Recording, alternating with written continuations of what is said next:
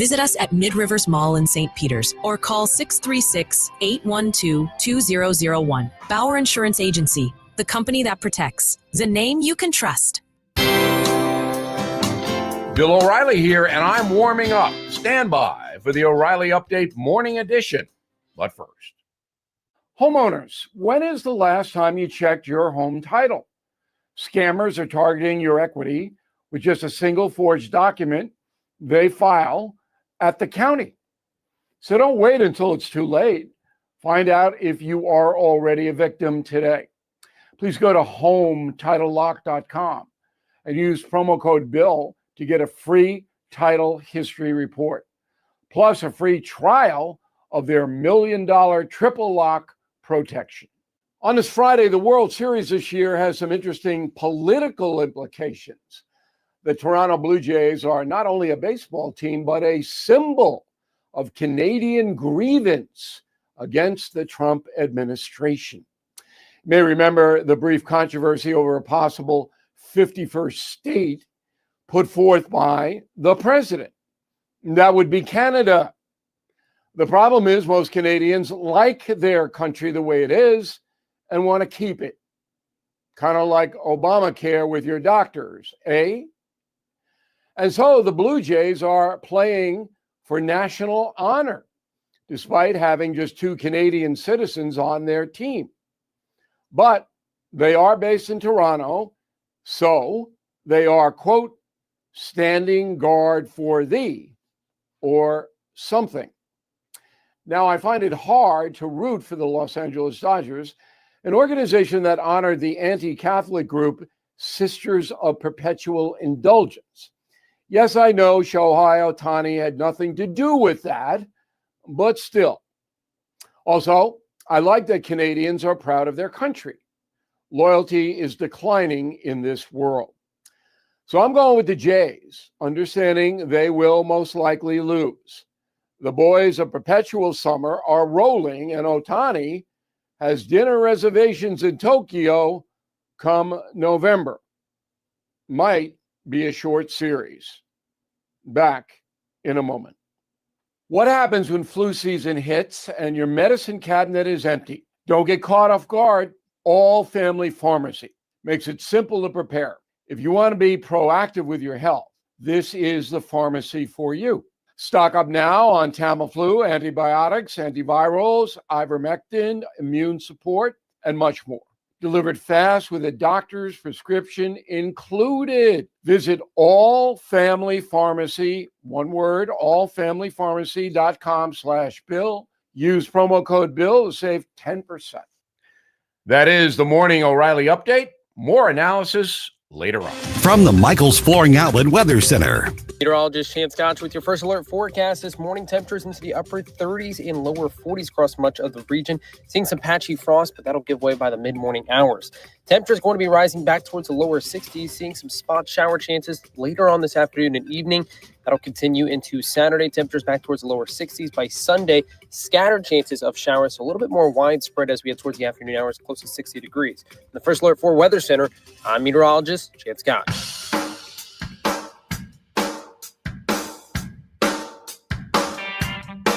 All the cool people are listening to Mike Ferguson in the morning on News Talk STL. So, congratulations. Boy, it's been a really intense week of news all over the world, frankly, that affects us here. So we're going to bring you up to date on that in just a little bit here. But hey, it's Flashback Friday. That's the good news. That's always fun. But as you know, this is Gabe's last day on the show as well. Thank you for all of the requests. Got some thoughts or memories or favorite things you want to remind Gabe about, or just send him some well wishes? We can do that all day. 314-912-1019, or you can send us an email or a note through the app. All right. Well, happy Friday to you nonetheless. Mike Ferguson here. We had, I think, one of the more important discussions we've had in a while on Thursday's show. Noah Coates is with Reach Reproductive Health. And no, we didn't get into the politics or all of that sort of thing, but we keep telling you that Reach is doing phenomenal work, literally saving lives every single day here in the St. Louis area by reaching out to the young women and, as you're about to hear, the young men involved in crisis or unexpected or otherwise just bad situation pregnancies that often lead to a child getting killed. Well, they are there to meet those people where they are, and that includes the young men. This might surprise a lot of people. Here's our conversation with Noah Coates. A lot of the debate over life, abortion and life, and necessarily it's about the woman who's making the decision, right? As it should be. And we're not talking about the politics of it all. We're not talking about any of that. But we're talking about, and this is one thing that Reach does exceptionally well, and those who were involved in the other place before that were building, unfortunately, those that's gone by the wayside for the most part. But thank God Reach is here to now do this. And somebody at some point had the idea to go, wait a minute, there are men involved in this too. And it's not even just about we have a say in the decision. It's about equipping the men to be there to become a father. Why is that such a crucial part when so many of us, Noah, just look at the surface level instant, this is the decision that needs to be made, literally life or death? What's the father's role in this, especially for a guy who maybe 17, 18, 19, 20, 21, who says, I'm not ready. I don't know how to do this. Yeah, absolutely. That's a great question. Yeah. Man, first off to everyone listening, how you doing, what it is, what it ain't, that means hi. Okay. Now to answer that question, man, it's complicated. Yeah. I'll put it like this, and this is just really only touching the tip of the iceberg, man. There's this brother named by the name of Jason Wilson. He's a influencer, YouTuber guy, but he's all about, man, like building strong men, healthy men. And he has this book. It's called The Man the Moment Demands. The Man the Moment Demands. And that's like huge, because when it comes to, say, anybody who has kids, any man who has kids knows this. When it comes to the time where his partner, his girlfriend, his fiance, his wife says, hey, I'm pregnant. That moment demands something out of you, and it is a high bar. And so when we ask the question, like, what is a man's role? What is his responsibility? What are his rights in this whole pregnancy thing? I think, man, men have to be able to rise to the occasion of such a high bar of leading and raising a family. But that's tough. That's hard. I mean, even for the guys in the most stable situations, marriages and all that stuff, which we know is a societal good. But even without that, it's tough. Yeah. A guy in the strongest household scenario, it's scary, And so how can we get all of these guys who might be in different spots in their lives, different spots in their relationships, not really all that stable? How can we all get us on the same page about being the man that this moment demands? I think is kind of what I like to do. Yeah, no, that's that's crucial, because so often there are some guys who tragically just, they're deadbeats and they run off and they're never to be heard from again. And there are some of those cases, but you're talking about the guys, who are in situations that just aren't equipped. Right. But if they're equipped, they could step up, and that could mean, first of all, saving a life, but secondly, building a family from a situation that wasn't planned or expected or was not ideal. Right. So what are the type of tools that, a guy finds out he got his girlfriend pregnant, or he got his one night stand pregnant, or he got his, fiance pregnant before they were planning to get married, and boy, this messes up our plans. What is it that Reach and what you all do can equip them? Because ultimately we're talking about saving lives, but then, like, I love that you said that we're also ultimately talking about laying a foundation for a family for the rest of their lives. Yeah. So at Reach, what we really want to do is, when it comes to the man, we want him to be empowered and confident, to feel like, first of all, this is something he can do. And then we want to give him whatever type of tools and resources that we can in order to help him see that through. So it kind of looks like this. So on the phone, when we're talking to one of the girls that calls in, our helpline ladies are always asking, is the father of the baby able to come into this appointment with you? We want to open the door right there. Okay. If the father of the baby comes in, then that's my area, and our other men that volunteer as male advocates. Okay. So when I sit down with him, I first want to just appreciate him and show him respect for even being there in the first place. Because even his presence shows at least a little bit of a sense of responsibility in this whole thing. Whether it is responsibility to parent or responsibility to, okay, I have to help see her through termination of this pregnancy, that's to be decided. But just the fact that he's in there means a lot, so I can engage him right where he is. And then from there, man, we want to talk about what is it to be a strong man, a good man, and ultimately a good father, and how we can help him to do that. We talk through presence, we talk through emotional support, but we also talk through the things that we know as men are racking our brains, especially with the idea of having a kid, the insecurities there, the fear there. We all have that stuff, you know? So Elson from the stream brings up a concern that I know myself and a lot of other people that I know have, is when it comes to, let's say, an unexpected pregnancy happens and the father wants to keep the baby, but the mother doesn't. Does Reach or any of Reach's affiliates, do they have any services or any sort of, I guess, like counselors or anybody that would be able to help in those sorts of situations? Man, that's so real.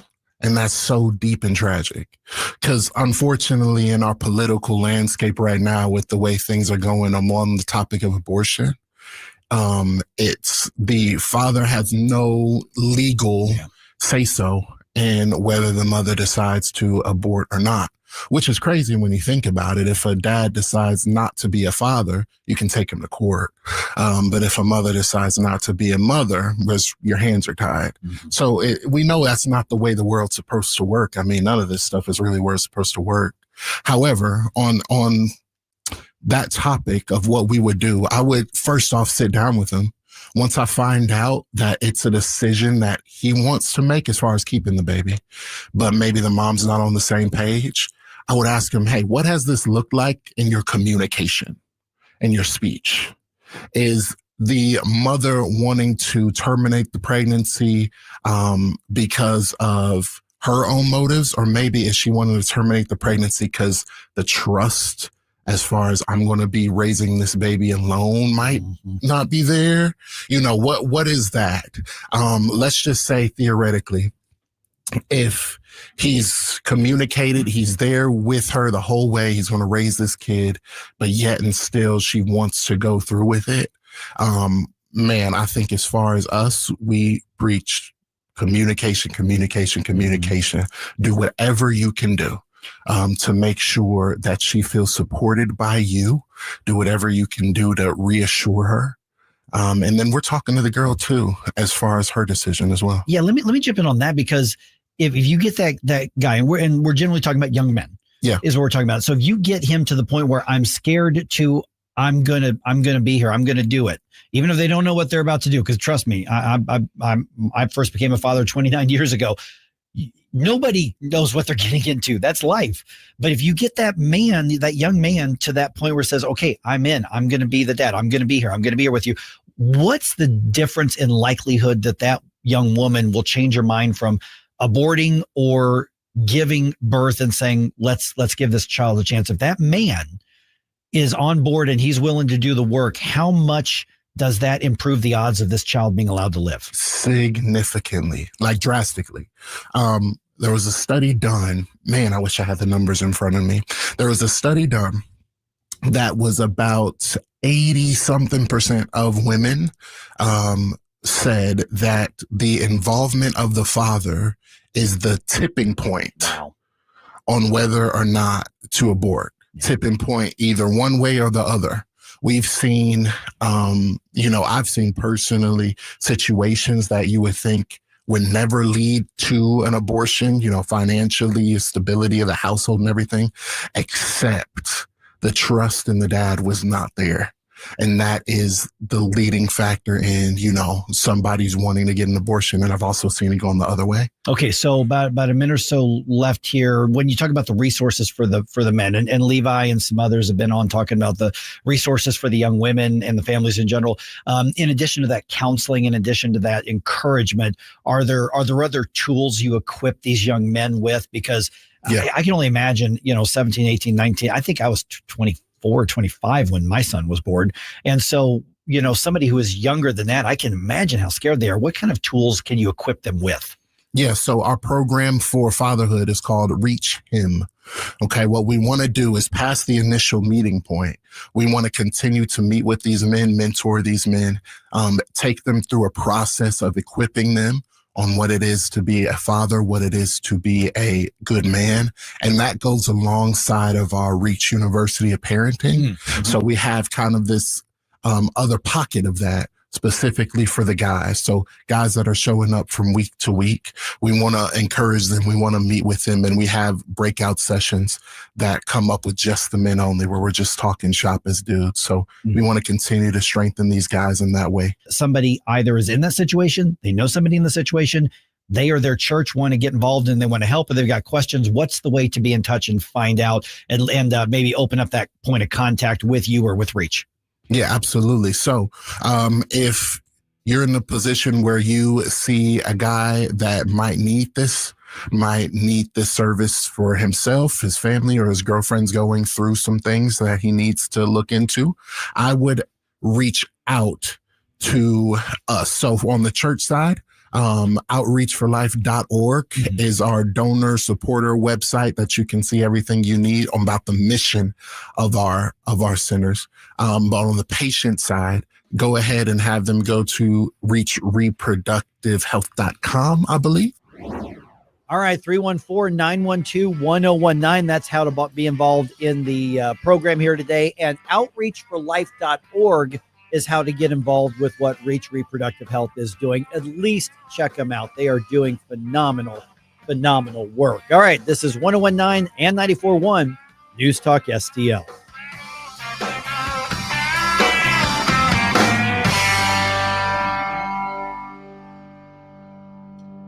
St. Louis's new choice for conservative talk. Hey, good morning, everybody. Live and local. Welcome home. And whoosh, sitting in traffic, stuck in a jam, and being entertained by Vic and thunder-stealing Ken. This is News Talk STL. Is your pup in need of a spa day? At Pretty Little Paws, we believe grooming should be a stress-free, tail-wagging experience. Our one-on-one, fear-free grooming ensures your furry friend gets the gentle, personalized care they deserve.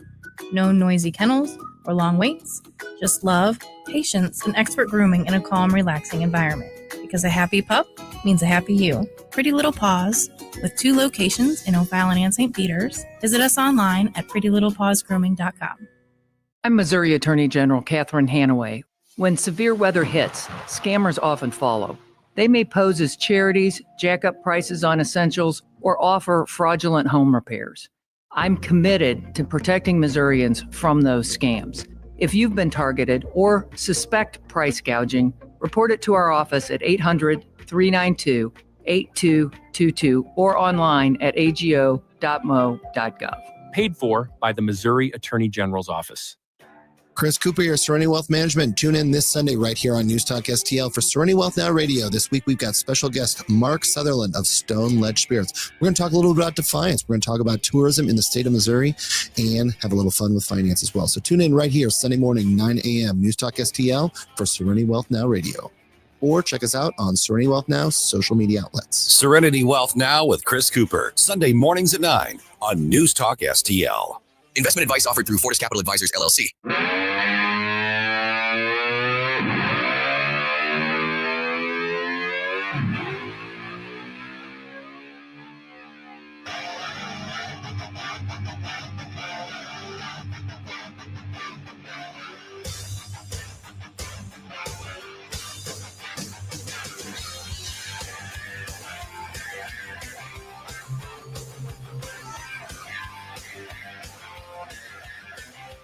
Get up, St. Louis. It's Mike Ferguson in the morning.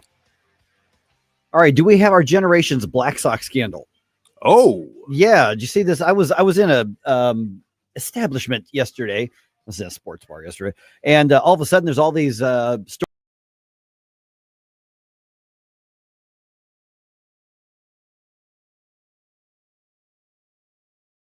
stuff.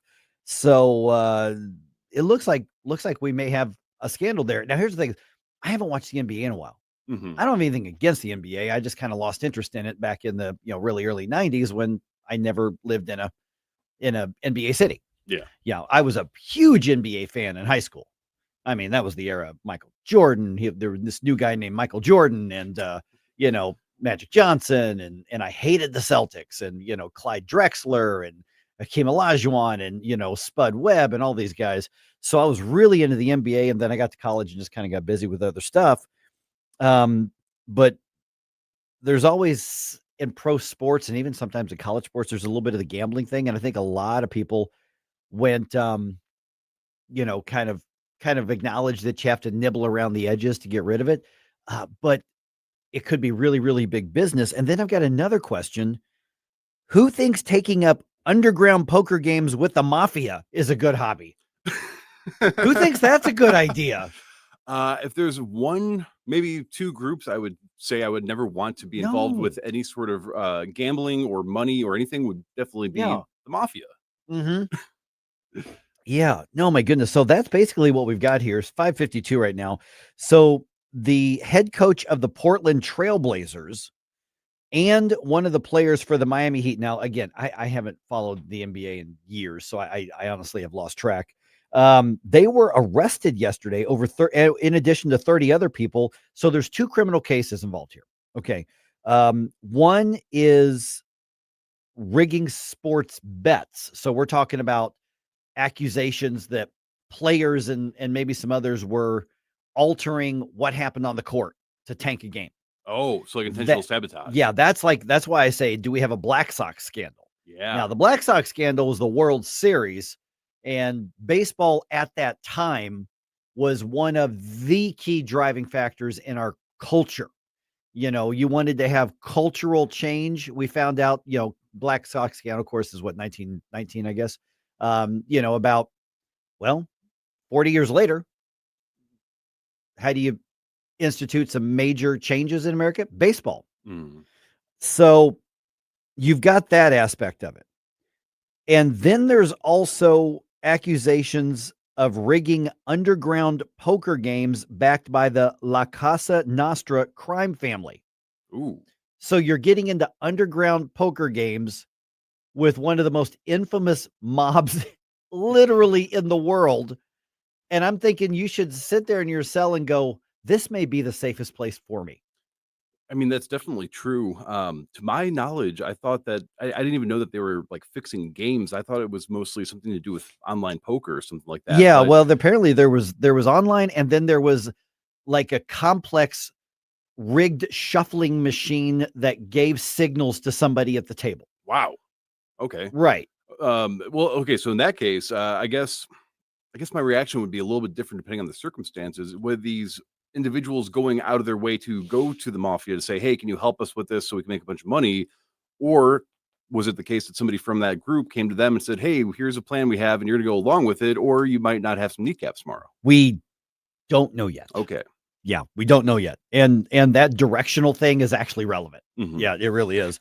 So I'm reading the Newsmax article on this. So that particular case involves 31 defendants in a nationwide scheme to rig illegal poker games. Wow. The defendants include former professional athletes accused of using technology to steal millions of dollars in underground poker games in the New York area that were backed by mafia families. Again, how about we charge you with a horrible lack of judgment for getting into underground poker games with the mafia? Do you guys do you not have a TV?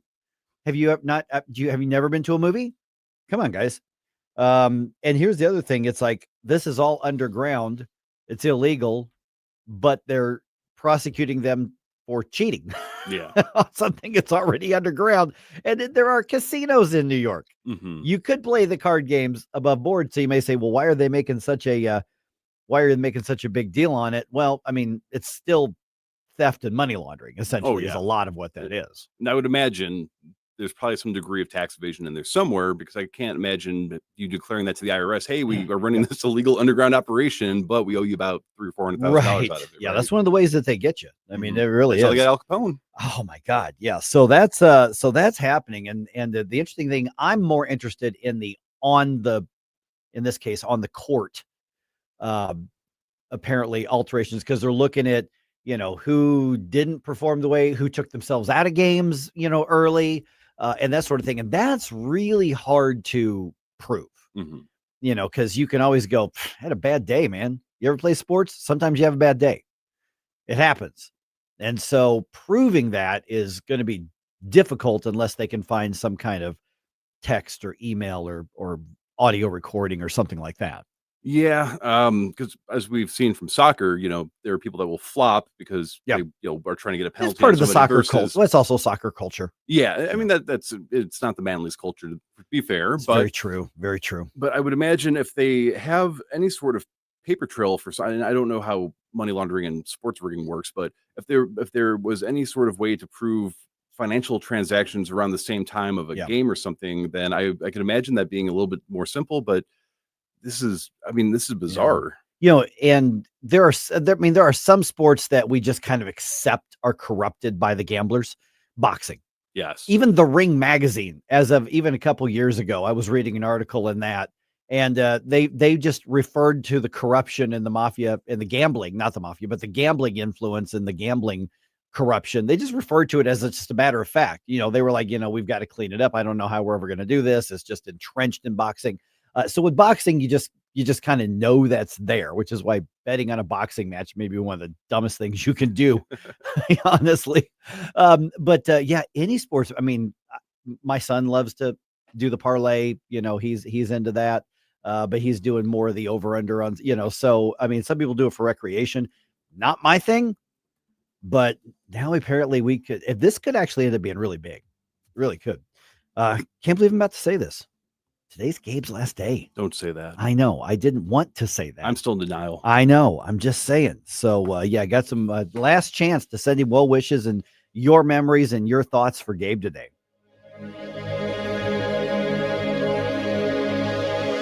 Dr. Draghi and his team at Esquire Sports Medicine get pros back on the field, so they can certainly help you. You need an MRI, X-ray, CAT scan, pre- or post-surgery treatment, rehab. The chiropractic physicians at Esquire can help you or connect you to experts you need.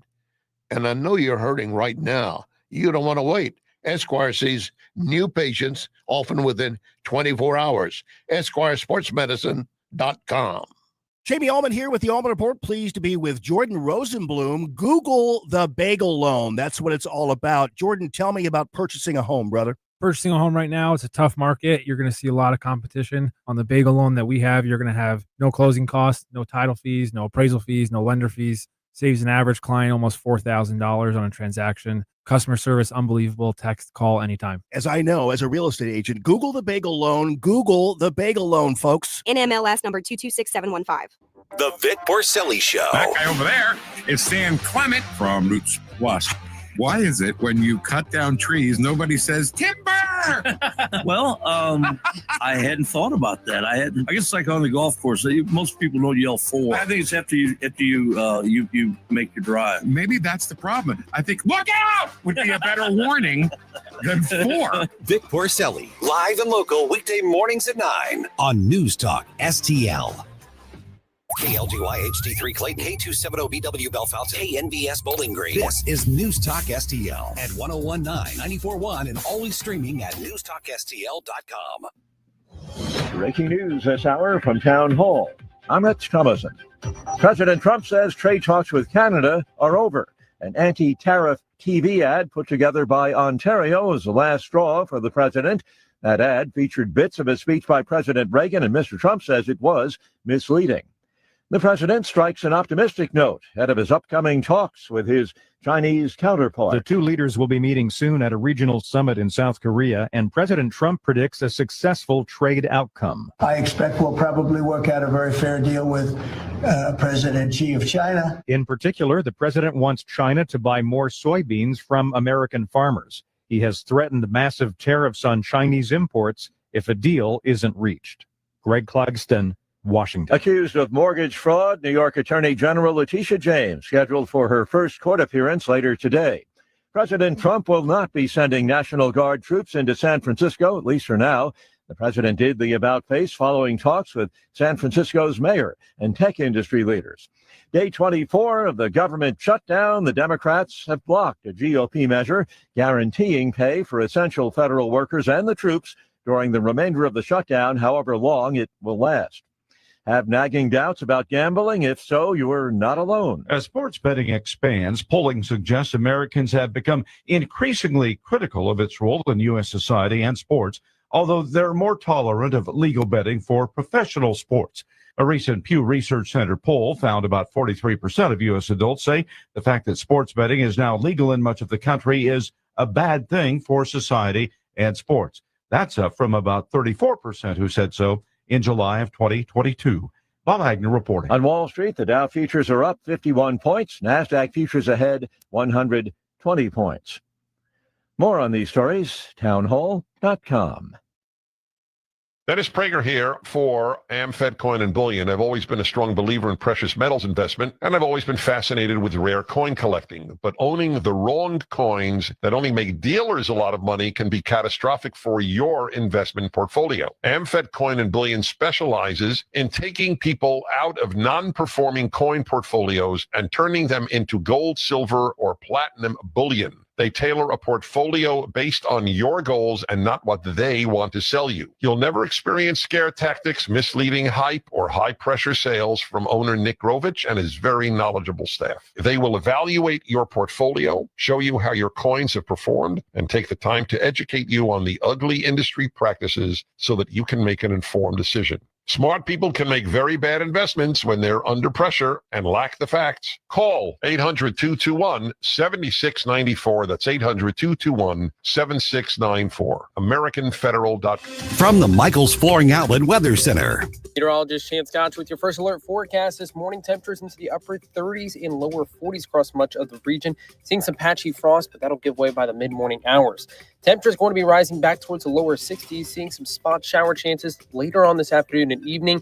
That'll continue into Saturday. Temperatures back towards the lower 60s. By Sunday, scattered chances of showers, so a little bit more widespread as we head towards the afternoon hours, close to 60 degrees. In the First Alert 4 Weather Center, I'm meteorologist Chance Gotch. This hour of News Talk STL brought to you by Chris Cooper and Serenity Wealth Management. Discover little-known strategies that could be the difference between choosing the care you deserve or having someone else decide it for you. Get a free copy of Chris's book at serenityltc.com. If you turned 65 recently like me, it's important you find a Medicare Advantage plan that gives you the coverage you're looking for. But finding one can be difficult. The best thing I did, and I suggest you do the same, is call a licensed insurance agent and let them walk you through your Medicare Advantage plan options. There are so many benefits you have access to, so make the call now and let the representatives explain everything to you. Our licensed insurance agents can offer you a variety of Medicare Advantage plans. Plus, the call is free, the information is free, and there's no obligation to enroll. We're here to make it easy for you to select a Medicare Advantage plan that may work for your needs. Finding a Medicare Advantage plan can be easy if you do what I did. Make a quick call right now to learn more. Thank you. 800-439-7851. 800-439-7851. 800-439-7851. That's 800-439-7851. News, analysis, opinion. I can't imagine why this government's shut down. This is not how you run a country. That's only because of the Democrats. Because the Democrats won't do the right thing. God help us all. 101.9 and 94.1. News Talk STL. Mike Ferguson. I think we better smurf out of here, Brady. Gabe Phifer. What? Big feet. Well, you know what they say. Get up, in case you hear the alarm. Get up, St. Louis. Autobots, roll out. Mike Ferguson in the morning on News Talk STL. Get up, this is your cousin. Peter Cullen's voice is a great way to start the day. There you go. Ruthie in STL says, Gabe, I'm going to miss your wisdom and contagious laughter. I'm glad we'll still hear you as a guest. Wishing you all the best. Oh, thank you so much. As this is Gabe's last day. Yeah. Oh my goodness. All right. Here's what we're going to talk about on Gabe's last day. All right. The left continues to, I'll say it, embrace violence and attacks on federal law enforcement. They're doubling down. I mean, just from a communications perspective, it seems like they're encouraging it, saying, "Ooh, we got something here." Oh yeah, they're loving it. Yeah. Also, WashU makes a decision regarding the president's so-called compact. I will try to hold you in suspense, but I think you can guess what they did. I know. And you know what? I don't want to talk about that Blues game last night, but I will in the interest of reporting the news. All right. 6:06 right now. We got Gabe here, and the guy in the really ugly jersey is Jerome as well. Wearing a Blackhawks jersey in St. Louis. How dare you, sir? How dare you? That was like Stell wearing Cub stuff. Yeah, really. What was going on? My goodness. What's up with our producer? All right, let's dump some news on you here. Wake up, America. It all worked out. You know, I mean, they get all the news. The morning news dump. All right, lawmakers in Congress and at the state level are launching initiatives to collect information on ICE officers. We're talking as in official government capacities.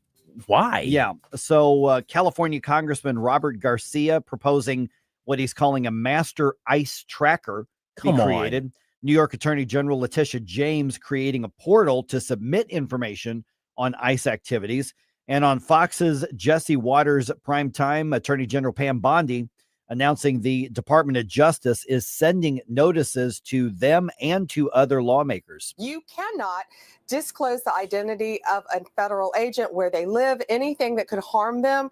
Pritzker, same ball game with him. And, you know, Pelosi got a letter today from Deputy Attorney General Todd Blanche. So did Brooke Jenkins, that DA in San Francisco. So here's what's going on. Nancy Pelosi claiming police can arrest ICE agents if they violate California's laws. Good luck with that. Oh, my gosh. Yeah. They're setting it up, man. Yeah. J.B. Pritzker is creating what he's calling the Illinois Accountability Commission to collect evidence against ICE agents and try to prosecute them if Democrats retake the presidency. You know what? I think the Fed should start, the FBI should start raiding and arresting these people. I mean, honestly, because this is, if you want to talk about an insurrection, basically trying to obstruct the rule of law of the federal government, there are entire states that are basically trying to do this right now. This is crazy. It's nuts. It's nuts. We're going to get into that a little more because right now, because J.B. Pritzker, believe it or not, was on Fox News yesterday. He did an interview on Fox News, which if anybody had any doubt that he's running for president, that's it. He's going on Fox News. And yeah. so one of the because they have an actual audience there. He doubled, tripled, quadrupled down on the Nazi thing. That's crazy. I know. So I've got the audio. We'll play it. All right. The union bosses will let their members speak after all. The striking International Association of Machinists and Aerospace Workers chapter here in St. Louis will vote this weekend on Boeing's latest offer. Now, originally, the union bosses said they weren't going to allow the members to vote on the offer because it's disrespectful and insulting, referring to Boeing's offer. That strike is now approaching 3 months. It's like over 2.5 months long. Yeah, and they had mentioned something about some of their workers taking temporary work while they're not getting paid. So, I think this has gone long enough. I'm pretty confident that the rank and file who get the vote on this might go ahead and pass which will this. be an embarrassment to the union bosses. It would somehow. be. So here's where it's at. You're looking at, once you get to 3 months, that's a quarter of the year. And for total lost wages and benefits, that's over $25,000. I saw one report on that today that these workers have lost. Now they're going to demand all of that back, and I don't know that they're going to get it. Oh no, it's not not going to be in their I don't think it's in a clause in their contract that says that they get any they shouldn't back strike pay. Yeah, and if I'm running Boeing, I'm not doing that either. No, exactly. All right. The ongoing federal government shutdown. Now we're in 24 days here. Transportation Secretary Sean Duffy speaking alongside the Speaker of the House and other Republican lawmakers, saying air traffic controllers are now working without paychecks due to the shutdown. Some controllers taking second jobs, or they're calling out sick. And he says this is causing a shortage in staffing that is going to increasingly affect flights in the U.S. If we don't have the staffing levels in a tower, TRACON, or center, you will see us delay traffic. You will see us cancel flights, because I want you to get to where you're going. I want America to get to their destination and get there safely. Now, there was a vote yesterday that was a proposal on just carving out authorization for spending for many of the federal workers, including the air traffic controllers. Yeah. Democrats blocked it. Of course they did. Because they're so concerned. Yeah. They are so very concerned about all of the people who have been affected by this, because we heard it in dueling sound bites many times. But basically, the repeated message, it's like, how could Republicans do this to people? And now the Republicans are saying, okay, if you're not going to take this, at least let's set aside some money for the workers that you're very concerned about while we argue about healthcare. But the Democrats are saying, no, we still want to leverage their pay. Yep. Oh, man. All right. As we reported, the story was breaking during the show yesterday. A tragedy has hit the home of an Illinois candidate for governor. Darren Bailey's campaign confirms that a helicopter crash killed his son, Zachary, his daughter-in-law, Kelsey, 2 of his grandchildren, Veda Rose and Samuel. That happened in southeast Montana. Another grandchild, 10-year-old Finn, was not on the vehicle, but suddenly has no siblings and no parents. It's so sad. This Oh is my gosh. so tragic, this Yeah, whole thing. I can't even imagine what Darren and his wife are. I mean, I just can't even imagine. Yeah, really. My goodness. All right. Wash U says it will not agree to President Trump's terms and sign on to the compact the administration is proposing. Let me find my pearls to collect. Hold That's on. right. So that surprises absolutely nobody. My shocked face. Yeah, the compact ties federal funding to several changes in curricula and administration. Those changes include reducing foreign student enrollment, ending DEI practices, and staying neutral as an institution in political and cultural controversies. I would have been shocked if they had even warmed up to any of the ideas. Any of the individual ones. Yeah, I didn't think they were going to go for any of it. Now, by the way, this is one of those situations where I think the Trump administration is right in their aim, but I think they're wrong in their approach. And I think there's a better way to do this that doesn't open a door for some leftist president to put out their own compact. But it would require congressional support, which he hasn't been getting to the level I think he would need for these kind of things. Well, and there were some holes being poked in the just kind of universal support for President Trump in the Republican Party, even in Congress. This beef importation thing from Argentina has really put a lot of Congress critters in a bad spot. Oh, absolutely. Because, I don't know if you all know this, but the red states are the ones that produce all the food in America. So this is troublesome. All right. October is National Substance Abuse Prevention Month, and Missouri health professionals say one of the simplest ways to protect families is by clearing out old medications, because we've got the Take Back Day coming up this weekend. Here's the story. This Saturday, the Drug Enforcement Administration's National Prescription Drug Take-Back Day gives residents a way to dispose of expired or unused medications and help prevent misuse, especially among teens.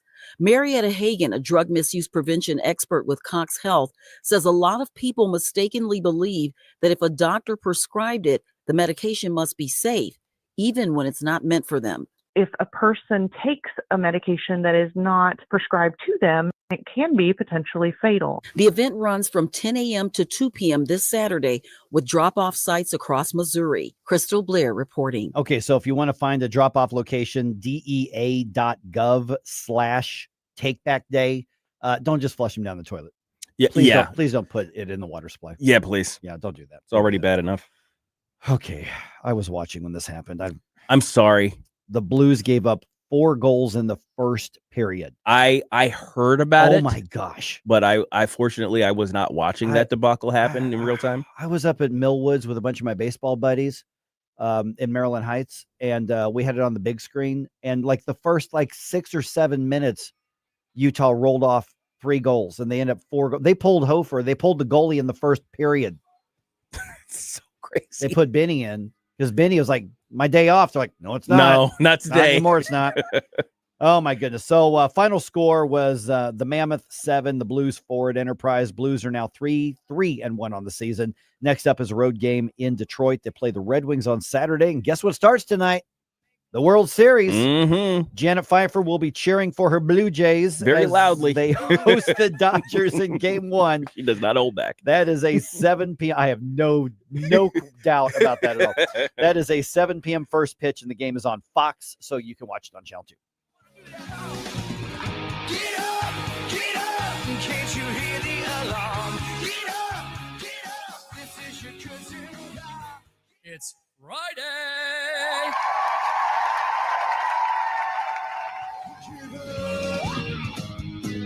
Chris Arts here, and after Becky and I leave church on Sunday, we head down the street to Capriotti's to grab a classic meatball sub. And of course, for dessert, I get a giant chocolate chip cookie. I love Capriotti's, and you will too.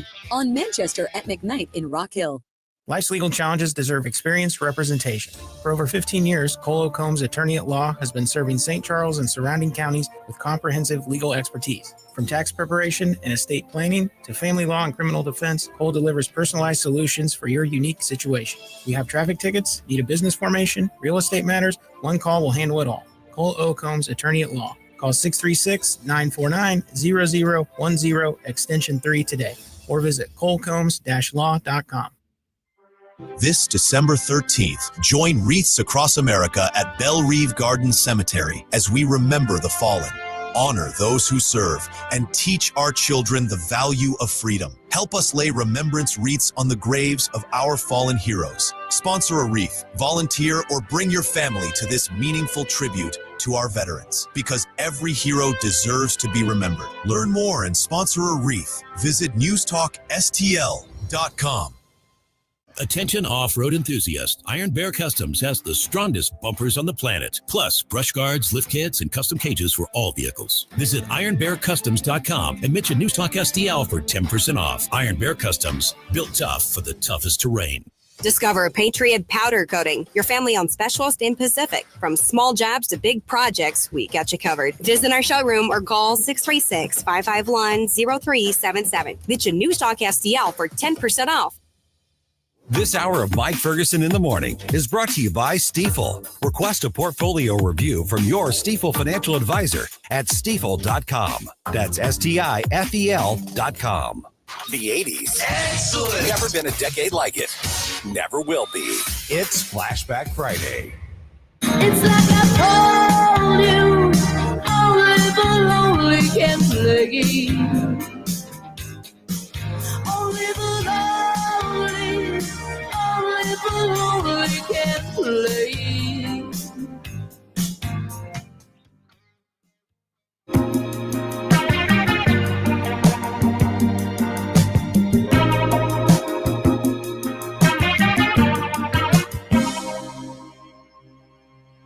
Gabriel Phifer.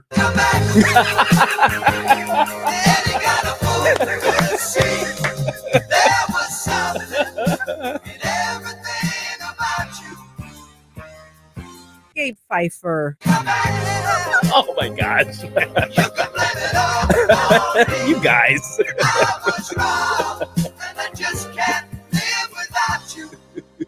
Oh my goodness. Oh, that's great. Oh my gosh, this is gonna be a fun show today. Oh yeah, in the worst way, in the best way. I don't know. Oh my goodness. How do you describe it? Let's see here. DMCCB on Rumble says, "Best wishes, Gabe. We're gonna miss hearing your voice and laugh every day, but we're looking forward to your visits. Best to you and all of your future endeavors." Oh, I really appreciate it. Thank you guys so much. Yep. I've been getting so many well wishes. It's really cool. Yep. And we have snacks after the show. By the way, the show brought you snacks. Just saying. Can I mention this is the first job I have ever voluntarily left for some reason? Oh, really? Yeah. It just occurred to me. It's like, what's that say about us? I'm like, wait a minute. I'm sorry. I'm like, I know. It's because it's basically one of the ones that I really don't want to leave. So so it's like it's a very weird feeling today. Yeah. All right. So we'll be relaying your thoughts and comments throughout the morning here. 6:19 right now. All right. We just mentioned World Series starts tonight. Yes. And so Wallet Hub, they basically do a lot of surveys and all that sort of thing. And they decided to do one ranking 333 cities in the United States for who are the best and the worst baseball cities in America. Okay. All right. Now, let me tell you the reason I'm bringing this up. One, because we love to brag in St. Louis about being, the best baseball city in America. Because everybody knows. But this past year, we really thumbed our nose at the front office. Yes. So is that going to change how they look at us when it comes to the best baseball cities? The short answer is no on this, because here's what they did when they were looking at this. This wasn't just like a vote by internet thing or something like that. They actually had a methodology right there. So 333 of the most populated U.S. cities 31 key metrics. And then Okay. they weighted Oh. those. Wow. All right. Yeah. So each metric was on a 100-point scale. And so the reason I'm going into the boring stuff is to tell you that they actually put some methodology and science-ish approach to it. Social it's- science yeah. is still science, but there's a lot of social in A it. lot of subjectivity on Yeah. this. Some of it's subjectivity, some of it is objectivity based on, the way money is spent and all that sort of stuff. And so they looked at cities that have at least one MLB team. They either had a minor league team or an NCAA college baseball team. So Okay. that's what they're looking at right there. Right. Okay. And so, they looked at, large, midsize, and small. Mhm. And so when they put all of this together, and because I actually printed out that, I think I did. If not, I've got it right here because I imagine you'd be interested in all the sciencey stuff on it. Yep. And so, they looked at everything from stadium capacity and then a bunch of other things as well. So bottom line is, I know what everybody's saying is, okay, well, where did St. Louis come up? So where do you think we would come up out of 333? I would expect to be towards the top, but once you mentioned needing an NCAA team, and No, that was just different weighting. Well, MLB was a higher sure. one, and then minor league was a weighted, and then NCAA was weighted as well. Sure, yeah, I mean, and they're all contributing to the concept. I mean, generally speaking, when we think of a great baseball town, we're only thinking of the Cardinals in St. Louis, right? So then now I have to add all these other categories, so that kind of, because if it was just about our MLB team, I would put us at number one, honestly, as a baseball town, right? Just from sort of the societal impact metrics. But since these other things are involved, maybe, I don't know, 5, 6. Okay, what do you think, Jerome? Where we rank? Yeah, where St. Louis ranks. I mean, a lot of people really like the Cards, because they beat the Cubs so often. But we're also a smaller city compared to some of the larger ones. So we have to be probably somewhere in the top 10, right? Yes. Oh. Yes. Okay, so we're in the top 10. Okay. And of all of the top 10, I believe that St. Louis is the smallest of the cities in the top 10. That makes sense to me. Now, possibly the second smallest, because I don't know how big West Sacramento, California is. West Sacramento. Okay. Yeah. Now, why would they get it? Because now they have the Oakland A's, or what used to be the Oakland A's. Oh, okay. So technically they're they're a major league, and they also have a minor league team. Right. But we also have minor league, and we have an NCAA baseball team. Yeah, we do. SLU. So St. Louis ends up number 4. 4. Okay. All right. Number 4. All right. I underestimated us with going with 5. Yeah. The best baseball city in America, according to Wallet Hub, is New York. Oh, okay. All right. Number 2, Los Angeles. I imagine they got a lot of cred for their capacity and 2 MLB teams. And 2 MLB teams. Yeah. And Los Angeles, 2. Right. I mean, I know technically one's Anaheim, but you know what I mean. Yeah. And LA is number 2. Atlanta is number 3. So Jay Monty, shout out to you. Number 3 in Atlanta, and then St. Louis number 4, then Boston. Right. Wow. Okay. Then Chicago. All right. I am actually quite surprised because Chicago also has 2 big sports teams, and they also you've got the Cubs. Well, you got the Cubs, and then you've got also the White Sox. You got some guys in uniforms, and you have a baseball team, right? But I mean, Chicago is almost 8, 9 times the size of St. Louis population wise. So I'm good job, St. Louis. Yeah. Wow. Now, also when it comes to spending money, you know what Chicago has that St. Louis doesn't? NBA team. Yeah, that's true. Yeah, so they have to share. They have to share. Yeah, they have to share. Basically, professional sports spending with 2 other teams. So yeah, that'll cut back on it. Yeah. So number 7, San Francisco. Number 8, Philadelphia. Number 9, West Sacramento, California. Number 10, Cincinnati. And one thing I thought was interesting is number 20. I think it was 23. Yeah, 23, Kansas City. 23 is Kansas City. Yeah, wow. Kansas City is they are very hot and cold on the Royals. Yeah. And right now they're very hot on them. Right. Yeah. Right now, anyway. So yeah. So I guess that's why they're trying to leverage money out of them. Oh yeah. Well, they make that. See, that's an interesting thing you bring up because that's one of the arguments that they make. Right. And because whenever that happens, you heard it was Lieutenant Governor Wassinger, and who else was it that commented on this the other day on the show, and they were pointing out that that deal also throws a few crumbs to the Cardinals. Right.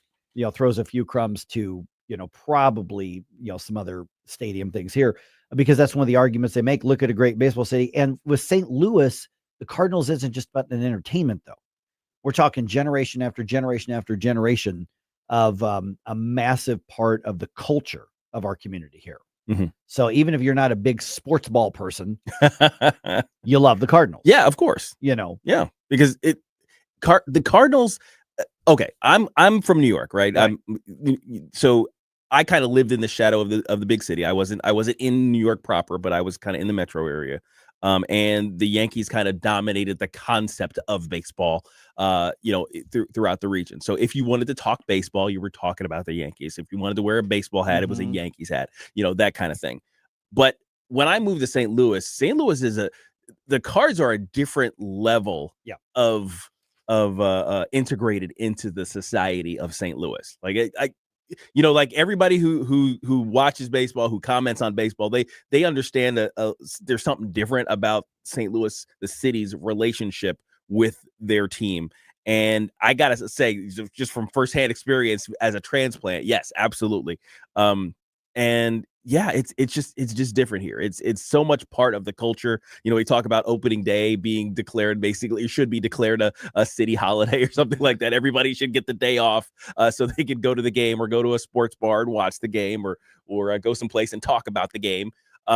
So yeah, it's a different thing around here, and I think that speaks to why such a relatively small market with so few other elements going for them made such a high position on that list. Yeah. And DMCCB asks a very smart question. What was the time frame that this was based on? Oh, yeah. Basically, and I don't want to put words in his mouth, but it's like, hey, was this taken before the fans stopped showing up? No, this was based on data that was collected last month. Oh, okay. So this is very current. All right. On that. All right. But yeah, see that's like, for instance, I went to dinner in Westport the other day, and one of the attractions, one of the Budweiser Clydesdales. Was right there, just on the sidewalk. You can get your picture with the Budweiser Clydesdale if you want. No, they are really cool. Yeah, but why are they not so affected popular? by the Bud Light? No, why are they? Why are they so popular? You think of them with the Cardinals. That's true. And Budweiser, but why do you think of them with Budweiser? Because of the Cardinals. Yeah, basically that the opening day ritual, having them come out onto the field, pulling their cart. It's so cool. Yeah, it's just so cool. Yeah. So I just think this is fascinating because the fans basically in St. Louis, I think a lot of them held on to the money, and otherwise, they may have spent them in other areas, too. I don't know that SLU or Lindenwood games are going to have massive increases in attendance because they didn't go to Cardinals games. But Mike, they spent it on groceries. That's what they spent. The money they saved here, they spent on groceries. That's where I was going to go with that. Yeah, is because next year, if the Cardinals make any, significant moves and tell the fan base, hey, we're really trying next year, come back. We're looking at cost of living going up, and that's going to work against them as well. That's true. Especially because, and we know how this happens. If you form a habit or you break a habit for a long enough period of time, now it's just, it just is what it is. So if you used to spend a certain amount of money on card stuff, going to a game, parking at the game, eating at the game, and you or memorabilia and things like that, and you stopped for a full year, and you that money got spent elsewhere, right? Or maybe it got saved and you got to watch your bank account grow for the first time ever. Yeah, but history tells us that's not what happens. History tells us that money got spent elsewhere. So then maybe you're just used to spending it elsewhere. So what happens next season? Yeah, and the most recent example is when the Biden administration canceled student loan payments and said, well, you still owe it. We're just pausing it, because COVID or whatever. What happened is, and we had economists on this program going, yeah, people rebudgeted the money. So instead of $500 for a student loan, they put $500 into a car payment. It's true. Or $500 into a home renovation. And then all of a sudden the government says, yeah, you got to start paying your bills. And they're like, I don't got it. And they're freaked out. Yep. And so that money had to come from somewhere else. That's just how money operates and flows. Yep. And it's all about habit forming. Now, the left seems to have a habit of using their rhetoric to gin up violence. But you think they would have learned their lesson given all of the big news stories that have hit now. But and maybe they have, but it's the wrong lesson. Yeah. Are they actually asking for this political violence? Well, let's get into that at 6:35. You mentioned the time we were together so long ago. Well, I don't remember. All I know is it makes me feel good now. From the Michael's Flooring Outlet Weather Center. meteorologist Chance Scotch with your first alert forecast. This morning, temperatures into the upper 30s and lower 40s across much of the region. Seeing some patchy frost, but that'll give way by the mid-morning hours. Temperatures going to be rising back towards the lower 60s, seeing some spot shower chances later on this afternoon and evening. That'll continue into Saturday. Temperatures back towards the lower 60s. By Sunday, scattered chances of showers, so a little bit more widespread as we get towards the afternoon hours, close to 60 degrees. In the First Alert 4 Weather Center, I'm meteorologist Chance Scott. JC's Wayback Machine. We dive into the Halloween file this weekend. Monster Mash, They're Coming to Take Me Away, plus bits from Seinfeld, Saturday Night Live, and more. And Edgar Winter tells me the backstory about the making of Frankenstein. I said, it's a crazy idea, but I love crazy ideas. So, like when you hear the song, you can see Frankenstein. All brought to you by the Weber Automotive Group. It's JC's Wayback Machine. Every Saturday night, 6 to 9. On News Talk STL. Hey, Tony Colombo here with Tim Jones for our friends Rodney and Jen Wallner, the Wallner home selling team at Berkshire Hathaway, the #1 home selling team in the St. Louis area. And I can say that from firsthand experience. My wife and I were blown away from the results that we saw from working with Rodney and Jen, from selling our old home faster and for more money than we thought possible to finding our family's perfect new home. They over-delivered every step of the way. And right now, it's still very much a seller's market. So, Tim, for folks that have been thinking about selling their home, it's a perfect time to call the Wallners. That's right, Tony. And don't forget, they're licensed in both Missouri and Illinois, so no matter where you are in the metro area, you can put St. Louis's #1 home selling team to work for you. The Wallners' experience and work ethic, second to none. And of course, the numbers speak for themselves. The Wallners sell 15 times more homes per year than the typical realtor. Right now, they're working with so many qualified buyers, they'll guarantee to obtain you an offer. If you've been thinking about selling your home, don't wait. Call the Wallners now at 314-810-SOLD. That's 314-810-SOLD for the Wallner home selling team. The Vic Porcelli Show. The mob and NBA players involved in a high-stakes rigged poker game. We'll ask a poker player about that. Larry Connors at 9:25 on Friday. Weekday mornings at 9 on News Talk STL. The 80s. Never been a decade like it. Never will be. It's Flashback Friday. I would hate anything to happen to her. No, I don't want to see her. Do you really think she'll pull through? Do you really think she'll pull through?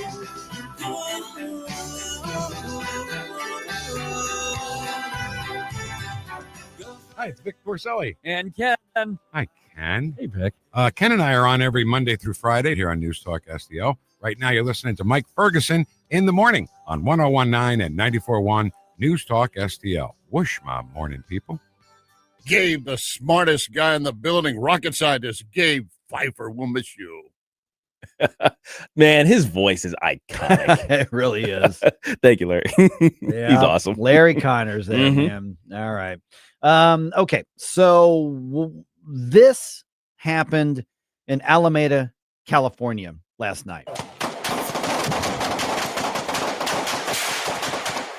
Okay, so that's federal law enforcement. ICE firing at a U-Haul vehicle that was threatening them. Oh my gosh! Yeah. Wow. So that that is the scene because cameras were rolling everywhere. Law enforcement shooting at that U-Haul truck outside of Coast Guard Island in Alameda, California, after it accelerated at officers.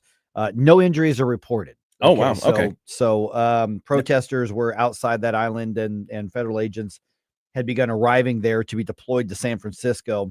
President Trump later canceled that deployment after both business leaders and some other politicians asked him not to surge federal law enforcement. So the business leaders are now, frankly, either afraid of the leftist violence or they're illegally reliant on illegal labor. Oh yeah, absolutely. One of those things or a those are the only two that make sense, because otherwise, why as a business, why wouldn't you want basically the peace and prosperity that seems to come whenever the crime gets stamped down? Right.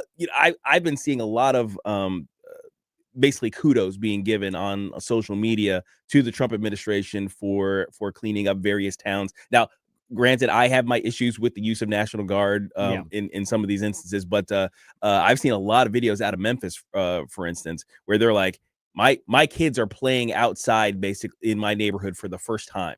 Yeah. And this is great.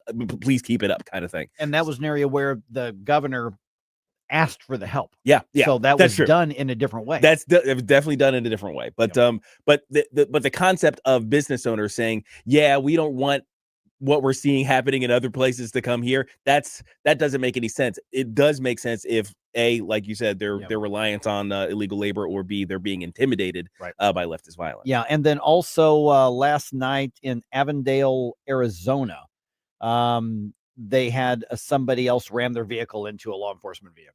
Now, have there been any arrests? Was anybody arrested in that U-Haul thing? I haven't seen the update. I believe so, but I don't have any details on it. I mean, certainly lucky to be alive with all those shots fired. Right. But gosh, but vehicles are deadly weapons, people. So and that's in California, so they may or may not actually do any time or actually get prosecuted. That's true. That's true. You know, but here's where I'm going with all of this. And then JB Pritzker was on Fox News. Yes, I want to hear this. Yeah. So JB Pritzker was, let me get to the right copy here so I make sure I'm setting this up accurately. Yeah. So he was asked about his multiple comparisons comparing ICE and Nazis. Mm-hmm. Right. Wow. Yeah. Because he said that. Yeah. He has very much.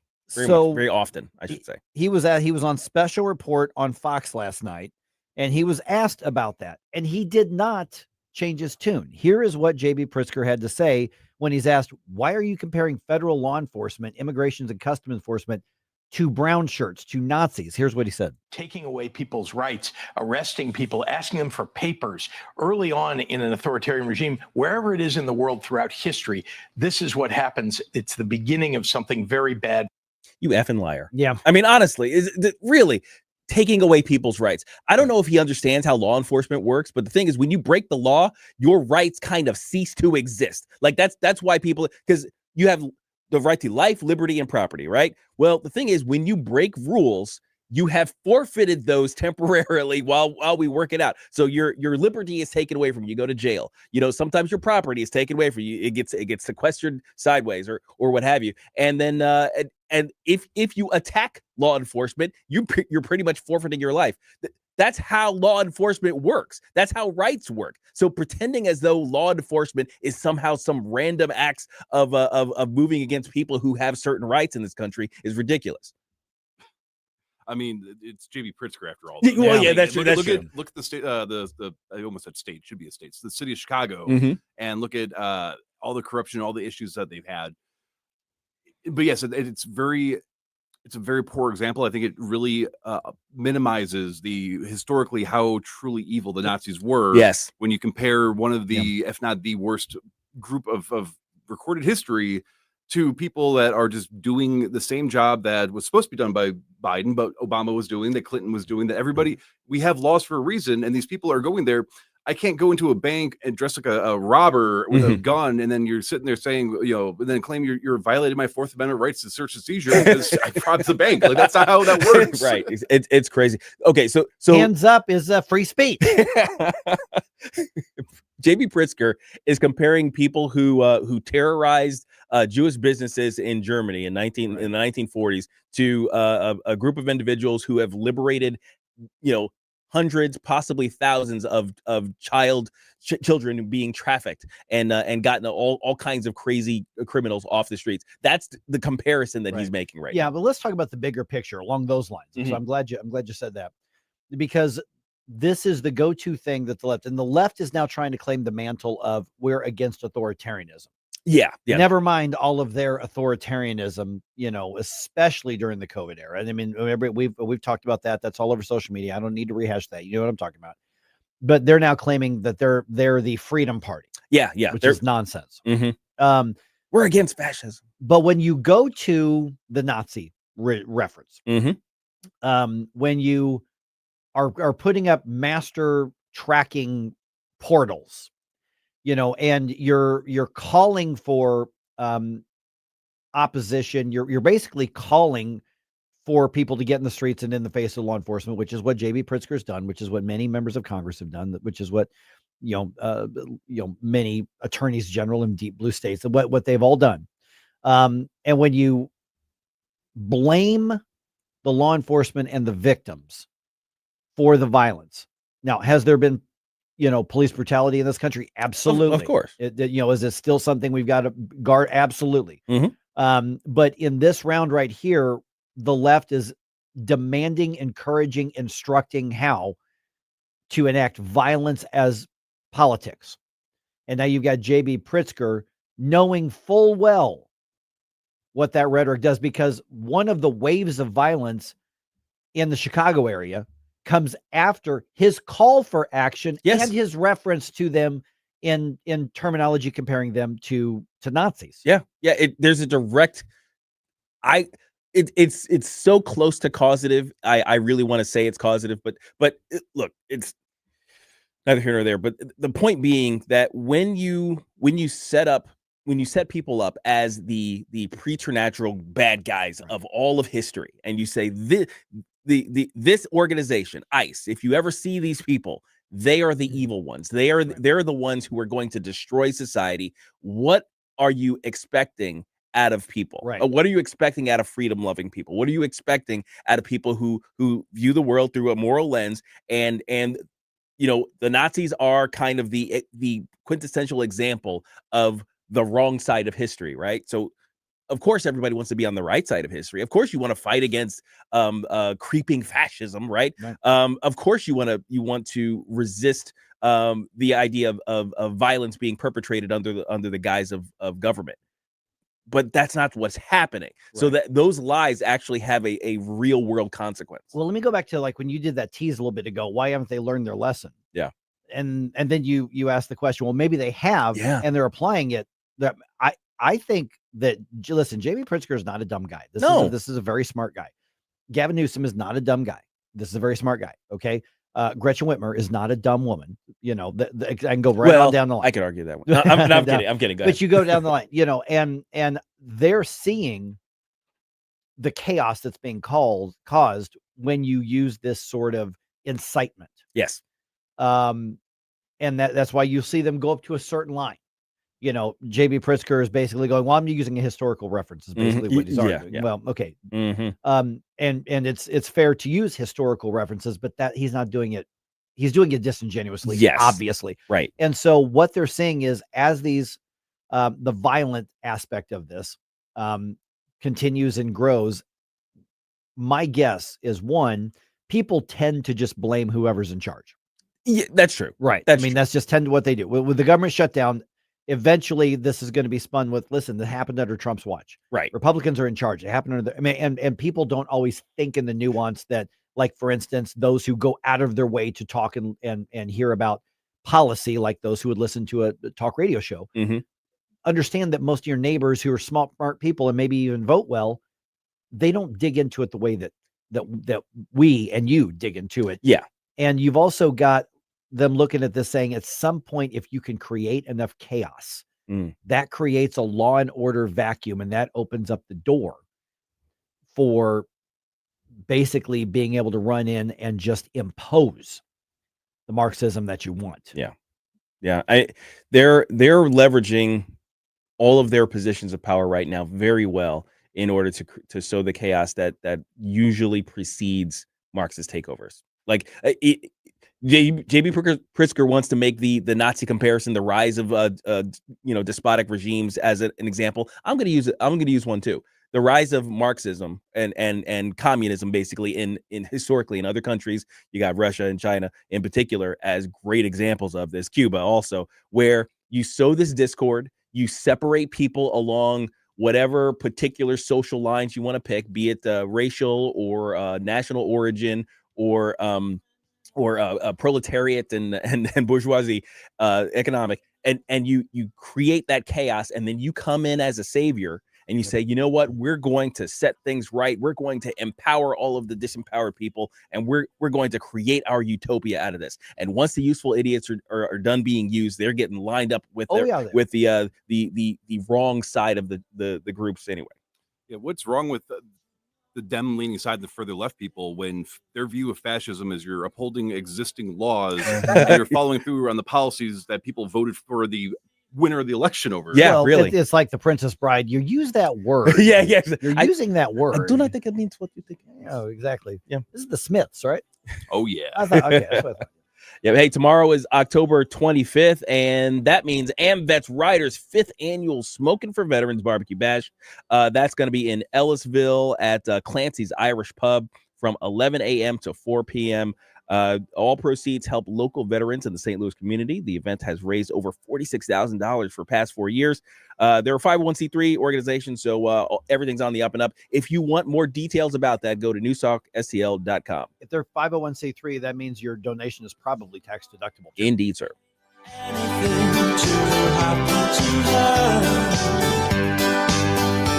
you please let me see her? Do you really think she'll pull through? If you have a phone, you have a radio.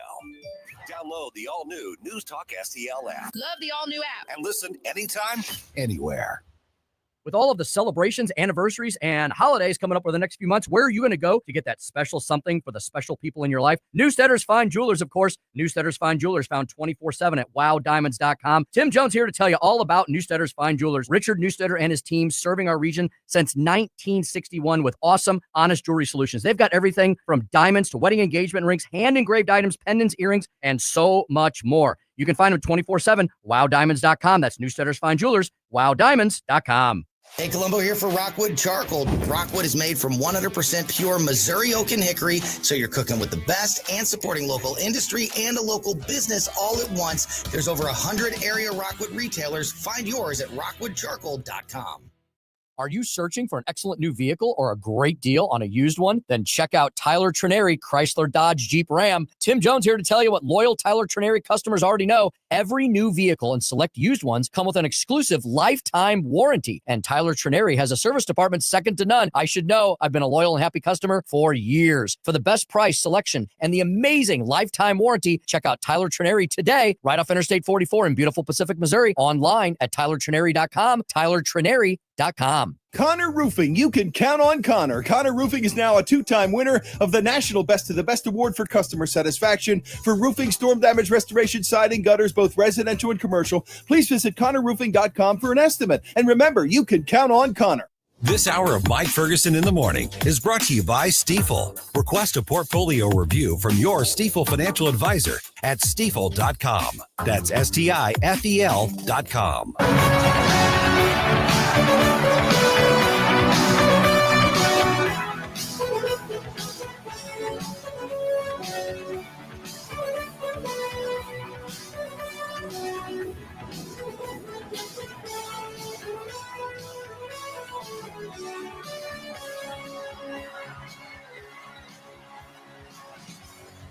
Love the music you hear on the morning show?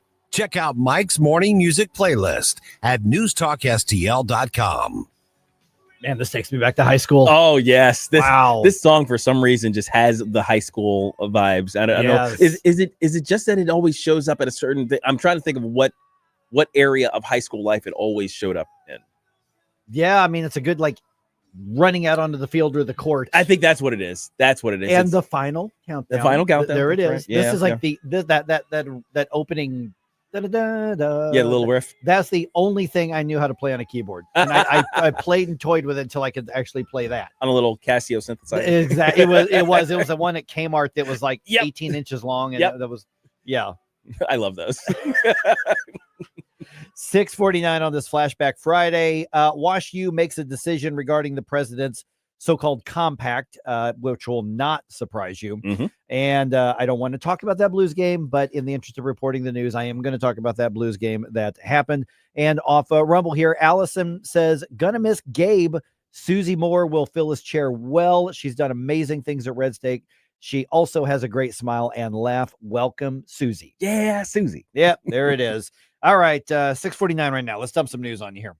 The morning news dump. Are you joking? Is this a joke? Listen, folks, the morning news dump. All right, let's pick up where we left off just a second ago here. Attorney General Pam Bondi weighing in on not just your basic Antifa unwashed types who are taking on law enforcement, lawmakers in Congress and lawmakers at the state level and executives, elected executives at the state level, launching multiple initiatives trying to collect information on ICE officers, which obviously is a precursor to two things. One, doxing. Two, prosecution. Right. For law enforcement officers doing their job and enforcing law. So California Congressman Robert Garcia, as an example, proposing what he calls a master ICE tracker. New York Attorney General Letitia James creating a portal to submit information on ICE activities. On Jesse Waters' primetime on Fox last night, Attorney General Bondi announcing that the Department of Justice is sending notices to all of these and to other lawmakers. You cannot disclose the identity of a federal agent, where they live, anything that could harm them. Pritzker, same ballgame with him. And, you know, Pelosi got a letter today from Deputy Attorney General Todd Blanche. So did Brooke Jenkins, that DA in San Francisco. Illinois Governor J.B. Pritzker creating what he's calling the Illinois Accountability Commission to collect evidence against ICE agents. And he's very clear about it. He wants to federally prosecute the law enforcement agents if the Democrats win back the presidency. That is crazy to me. Yep. That is wild, because what are you prosecuting them for? Duly executing the laws of the federal government? Well, here's the weird part is, like, for instance, Nancy Pelosi is arguing that if a city or a state passes anti-federal law enforcement laws, that the federal law enforcement can be prosecuted for upholding the federal law, but violating the local law. But if the local law conflicts with the federal law, then what happens? But the bottom line is, no, it can't. This is basically weaponizing government. And basically you want law enforcement to point the guns at each other is what you want. The supremacy clause has already dealt with this, hasn't it? Yeah. I mean, for the most part. And there are things where when you get into the supremacy clause, it gets into, okay, what does the 10th Amendment apply to? Yeah. Well, immigration is clearly federal. That's a clearly federal issue. That's not something you can override in your local area. Yeah, they're looking for a confrontation. Man, this is really bad. I'll say it that. I'll just leave it there. It's really bad. Yep. All right. The ongoing federal government shutdown. We're now, 24 days in, something like that? Yeah, something like that. Transportation Secretary Sean Duffy was speaking alongside the House Speaker Mike Johnson, saying air traffic controllers are now working without paychecks. I'm supposed to fly today too. I'm not liking this. Yeah. So they're working without paychecks due to the shutdown, and some controllers are taking second jobs. Others are calling out sick, and he says the shortage is likely to get worse, and eventually this is going to affect flights. If we don't have the staffing levels in a tower, Tracon, or center, you will see us delay traffic. You will see us cancel flights, because I want you to get to where you're going. I want America to get to their destination and get there safely. Okay, so I've said it before, have that backup plan. Yeah. I'm due to fly out in a week. Yeah. And to take care of some family business, and it's important. That date isn't moving, so I may end up on a road trip. Yep. All right. Wash U says it will not agree to President Trump's terms and sign on to the compact that the administration is proposing. That compact ties federal funding to several changes in curricula and administration. Those changes include reducing foreign student enrollment, ending DEI practices, and staying neutral as an institution in political and cultural controversies, among other things. There were several others as well. Congress could draft something that would help control academia. Yeah, and I think we need something. And we need to be careful with that balance, because you don't want to squash academic freedom. Yeah, you don't want to have a permanent answer to a temporary problem, although this problem is now decades old. Yes, that's so it's true. Kind of a permanent problem. Yeah. So there's got to be some sort of clawback, though. And of course it could only apply to federal funding. And that's the only I think that's the only weapon they've got. That's the because only otherwise, weapon if you're passing laws saying you can't say this or teach that, even if the law is you can't teach this horrible thing that our culture completely rejects, that's a horrible precedent. Yeah, you don't want to do that. I don't want government micromanaging every single classroom. Right. Okay? Because they'll end up with their hands in a school that has been bucking this trend recently, Right. Like a good Christian school that upholds, the values that you love. Or a Hillsdale. Or something the Hillsdale like that, College type things. Yeah, you don't want the federal government reaching in and doing anything like that. Other than controlling their dollars, the our dollars, federal dollars, through some of those regulations. There's a way to do this. Yeah. Currently, I don't think this is the way. if I were at a university, I don't know. I would probably reject that. I would reject that compact too. Mhm. Saying, let's talk about other ways to do these things. Of course, Wash U is just left wing as it gets. They want all those things.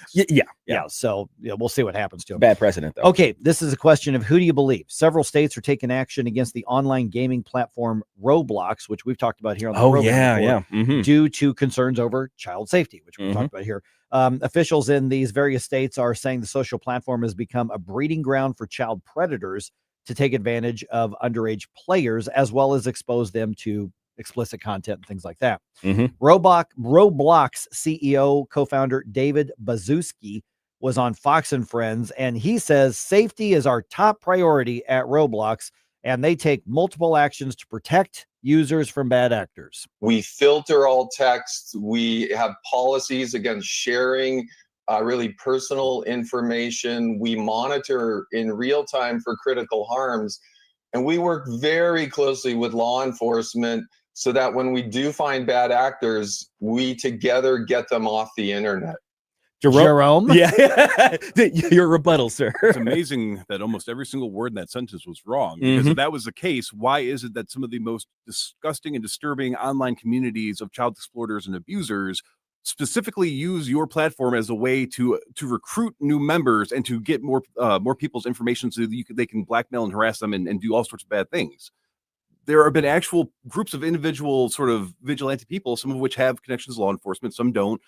But these were the groups that were finding these abusers and then turning them over, and you banned all of them from your platform. You did nothing about the accounts that they were reporting, though. Explain that one. Yeah. Jerome has been all over this one. He brought that to our attention. I'd never heard of Roblox until you told me. He brought that to our attention even before this news story broke. So they are not doing enough. I do not believe you, sir. I take the safety of children very seriously. Yes, absolutely. Okay. Do I have to read this story?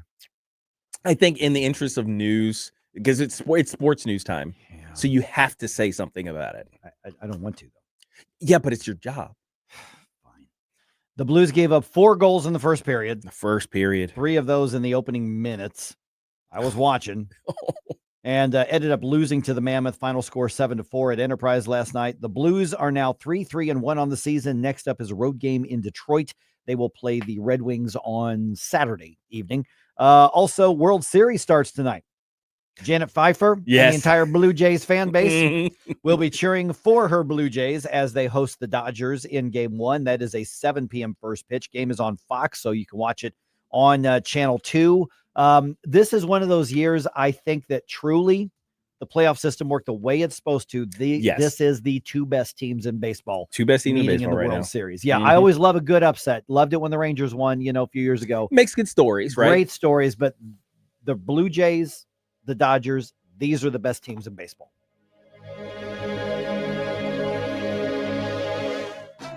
Basement with a Y. That's Basement E. It's Basement T. Basement E. It's Basement T. Oh, Basement T. Basement T. I get it. That's the basement waterproofing and foundation repair experts at Woods Basement Systems. Right. The All Things Basement Tea experts at Woods Basement Systems will provide you a free estimate and dry out that wet basement and fix that cracked foundation. Call 800-388-9326 or go online to woodsbasementsystems.com. That's woodsbasementsystems.com.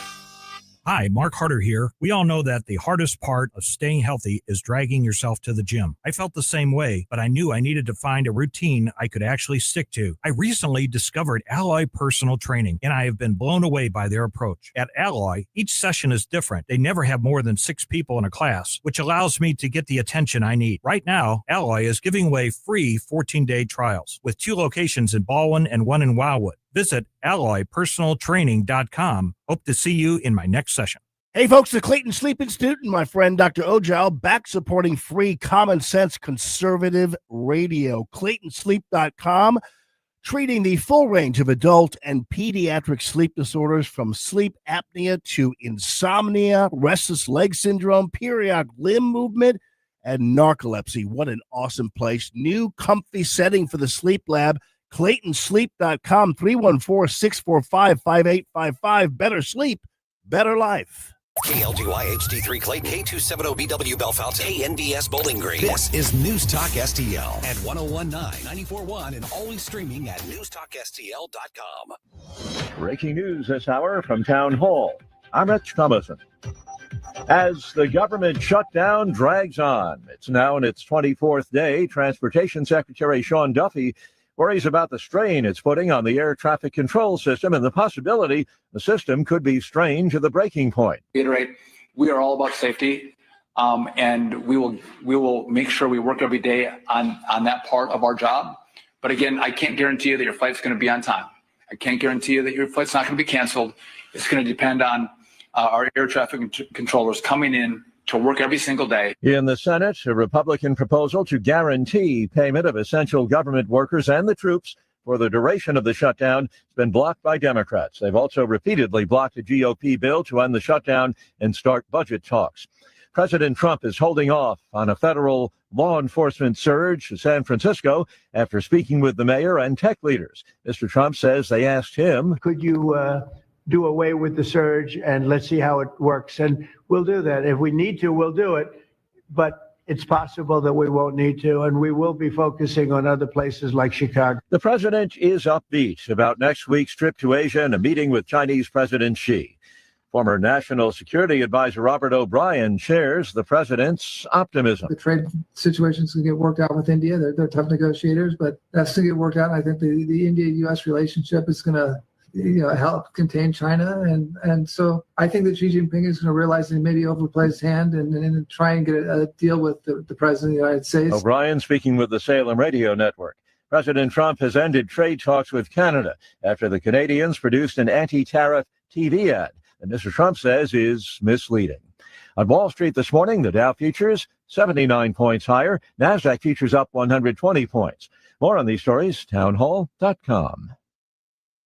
If you have an IRA or 401k, then this message is definitely one you need to hear. The price of 1 troy ounce of silver has more than doubled in the past 24 months, and silver is poised for huge gains in the near term. That's why when you call Advantage Gold at 800-741-GOLD, you'll be positioned for the next wave of dramatic growth in precious metals. The devaluation of the U.S. dollar and the volatility of the stock market all play a part in why silver continues to be a safe haven location for your assets, and why precious metals continue to dominate in an uncertain financial climate. Learn more when you call 800-741-GOLD. We'll send you a free precious metals guide, plus a copy of former IMF Chairman Ken Rogoff's book, Our Dollar, Your Problem. The time is now for you to consider silver to protect your retirement. Call Advantage Gold at 800-741-4653 right now. Consult your financial advisor before investing. Call 800-741-GOLD. From the Michael's Flooring Outlet Weather Center.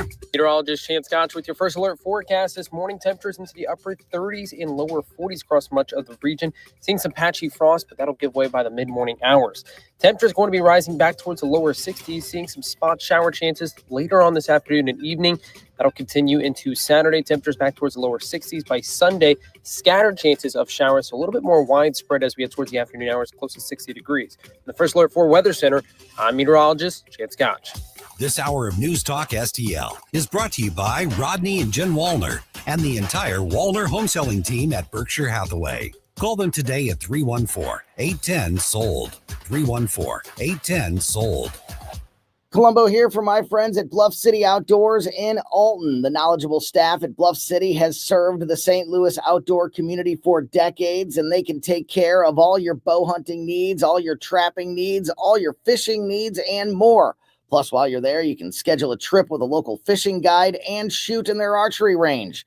Bluff City Outdoors is open 7 days a week, 1 mile east of Fast Eddie's at 2813 East Broadway in Alton. Follow them on Facebook and at bluffcityoutdoors.com. I'm Dr. TJ, owner of the Institute of Natural Health, co-owner of Optimal Nutraceuticals, and the host of Wellness One. Wellness One is designed to cut through the nonsense and provide you common sense science-based information regarding health and wellness. On the show, we discuss topics like thyroid health, gut health, hormone optimization, and many others. Our show airs Saturdays at 10 a.m. and 2 p.m. and Sundays at 11 a.m. and 3 p.m. right here on NewsTalkSTL. And you can visit us at inhstl.com. That's inhstl.com. Mike Ferguson. I don't know how to put this, but I'm kind of a big deal. Gabe Phifer. Extra sugar honey iced tea, baby. Get up, in case you hear the alarm. Get up, St. Louis. So it's time to get out of bed. Pour yourself the greatest cup of Kofifi the world has ever seen. Rise up with one voice, drain the swamp, and take back our country. Today's the day we're going to do it, and it's time to do it right now. Believe me. Mike Ferguson in the morning on News Talk STL. This is your cousin. From the chat box, Jay Monty, Gabe, you will truly be missed. Please don't be a stranger. I hope to see you time to time on the show. Feel free to join us on Rumble and keep in touch. Much love, my friend. Absolutely. Love you guys. All right. 7:05 right now. Kind of time for the beginning of the handoff here. Yeah, I think so. Exactly. Passing the baton. I'm trying to think whatever cliche thing I can come up with here. 7:05 right now, joined by RedState's Susie Moore. And as of Monday, Mike Ferguson in the mornings. Susie Moore. That's right. Taking over one to Gabe cold-heartedly abandons us here just a little bit as well.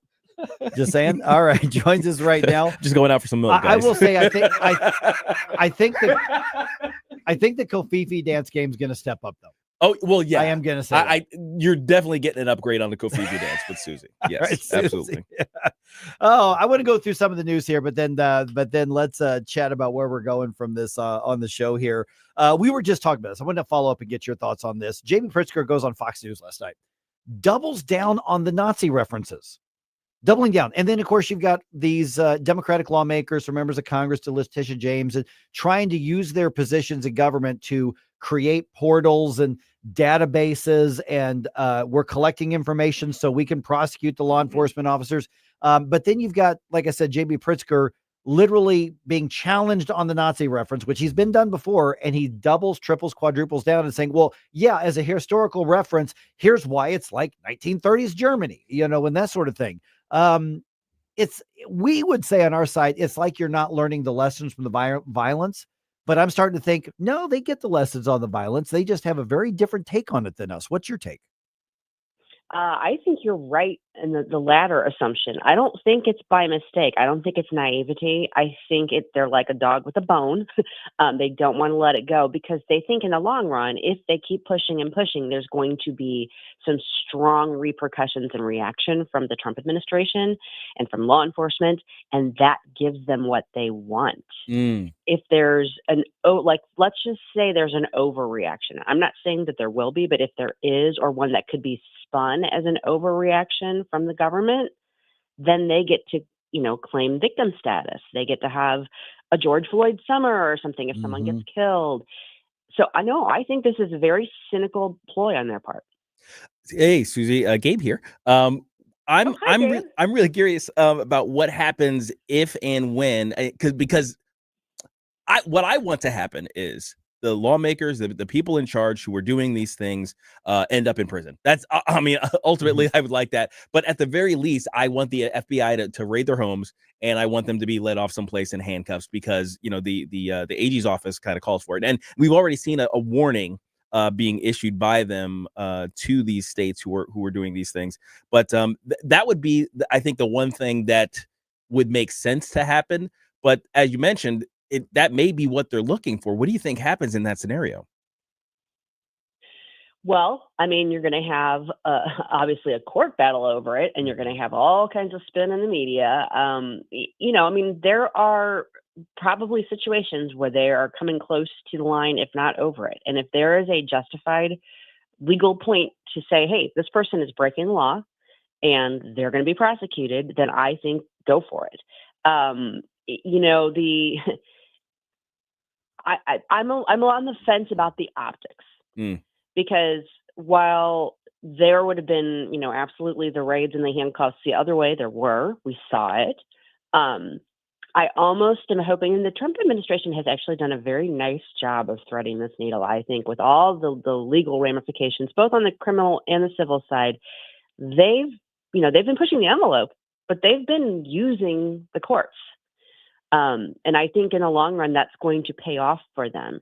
So I think, for instance, James Comey, they let him come into his arraignment. They didn't do a big, frog march type situation. Now, I understand wanting to do that, but there's a fine line there. Like, where are you pushing it too far that it's going to backfire on you from a PR standpoint? Mm-hmm. Yeah, you don't want to create martyrs. And I don't know. That's you know what? That's exactly it. You said it much better than I am. I'm not fully awake. But I definitely, there needs to be repercussions. There needs to be accountability. You just don't want it to be in a way that it doesn't create martyrs, as you pointed out. Mm-hmm. Okay, let me follow up on the PR aspect of this. Not even just for us. Let me shift gears a little bit to the whole shutdown thing. Yeah, because Gabe and I were chatting before we went on. I said, it's plainly obvious that the federal government is shut down because Democrats have voted now 12 or 13 times to not fund things in the government. However, people tend to blame whoever's party is in charge in theory overall. And we're going into November when the stuff really is going to start hitting the fan for more people. Because right now, most people don't feel any impact of this, but come November, more people will. And I wonder if the Democrats are banking on exactly what you just said to say the PR nightmare, even if it's unfair through media support or whatever the case is, the PR nightmare they're hoping will be aimed at President Trump and the Republicans, even though it's clearly the Democrats who are voting. I mean, they literally voted down an effort to pay federal employees, or at least certain essential federal employees, yesterday when the Republicans said, okay, we'll carve that out. And Democrats said, nope, all or nothing here. And so it's policy-wise the Democrats' fault, but will the public see it that way? Because perception becomes reality after a while.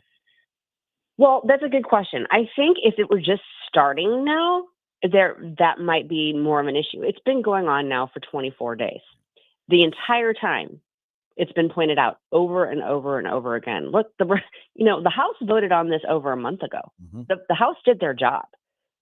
It's the Senate Democrats that are holding things up here, and that's been made very, very clear. The administration has been very strong going on offense of it. Point being, people that are paying attention at all are aware of the dynamics here. Now, the people who are going to buy the Democrat spin are already in that camp anyway. The middle, I'm not going to call them the squishy middle, but the middle, the people that could kind of go either way on it, if they're engaged, they already know what the dynamic is here. And the Republicans have been doing a good job on their own on the PR side of things of saying, look, we're here. We voted on this when they keep pointing it out. So no, the media isn't going to assist them in any way. The legacy media isn't. But I do think in this instance, they have a stronger position than they might have in other circumstances. Now, taking that GOP unity for granted, we've got a little bit of pushback coming in for the GOP locally here in Missouri against that Argentina beef import idea that the administration is floating out there. So this is a kind of a complex game of trade tariffs, subsidies, and bailouts, and a lot of people are not on board with this. What do you think is going to be the fallout of this? Do you think the administration is going to follow through and then basically anger a bunch of red state beef creators, or is there going to be a compromise? How do you think it's going to play out? Make him eat tofu. Make him eat tofu. No steak for you. Right. No, well done or otherwise. For that, I will take to the streets. I will have my own march. Have a beef issue. I will have a beef with it. No, my sense is that some sort of compromise is going to be reached because, and this administration has done this on a few occasions. They'll kind of, put out a policy suggestion or idea, and then there's a lot of pushback like, whoa, wait a second, this is going to have a bad negative effect, and then they kind of regroup and and pivot, and my sense is that that's probably what will happen here. I don't have any special insight into that, and there's obviously a lot going on, and Trump's getting ready to take off for Malaysia I think on Sunday, but I don't know, I just kind of feel like they're not going to leave the U.S. beef producers, hanging. I think they're going to try and find some way to kind of find that middle ground. Right. Yeah. Because the tariffs and the trade barriers are driving up the cost because it's reducing supply, which is great for the U.S. producers. And then he says, well, we're going to subsidize you with tariff money and then bring in Argentine beef, which is going to bottom out the prices, and the farmers are going, that's a lose deal for us, and also, so, I mean, it's just so complex, like Gabe was saying. All right. So Susie Moore, RedState.com. All right. Now's the time here. We begin the formal handoff The here. handover. And so you've been a listener in addition to being a part of the News Talk STL family pretty much since day one. We see you in the chat box and everything.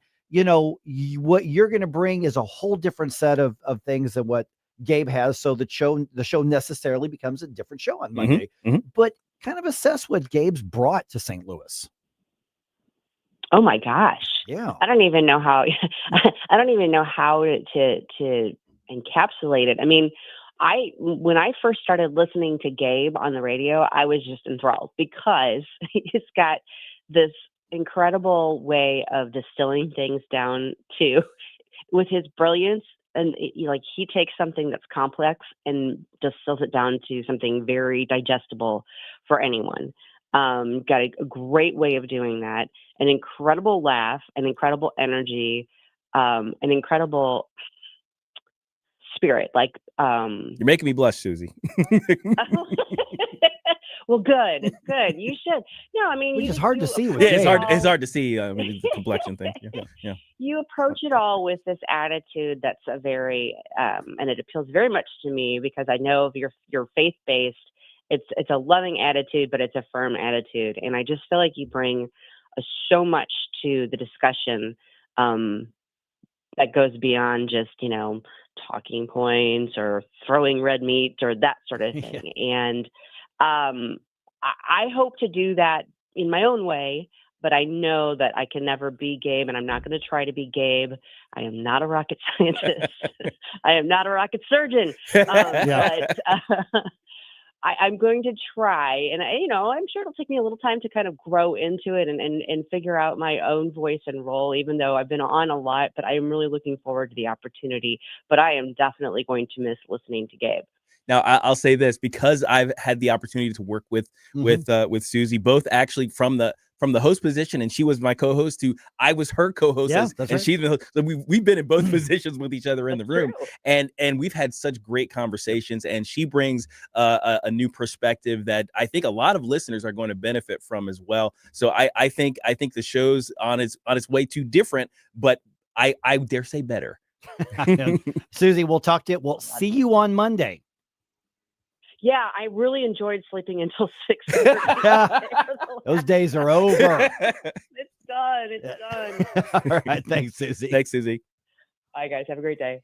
Now, is the biggest Halloween tradition in America on the way out, or maybe it's just changing? We'll tell you exactly why we're asking that question at 7:20. Indifference. Stop it right now before you blow us all away. All right, Hunter's talking to you right now. You know what happens next week, November 1st, especially in Missouri's North Zone in particular, deer rifle season.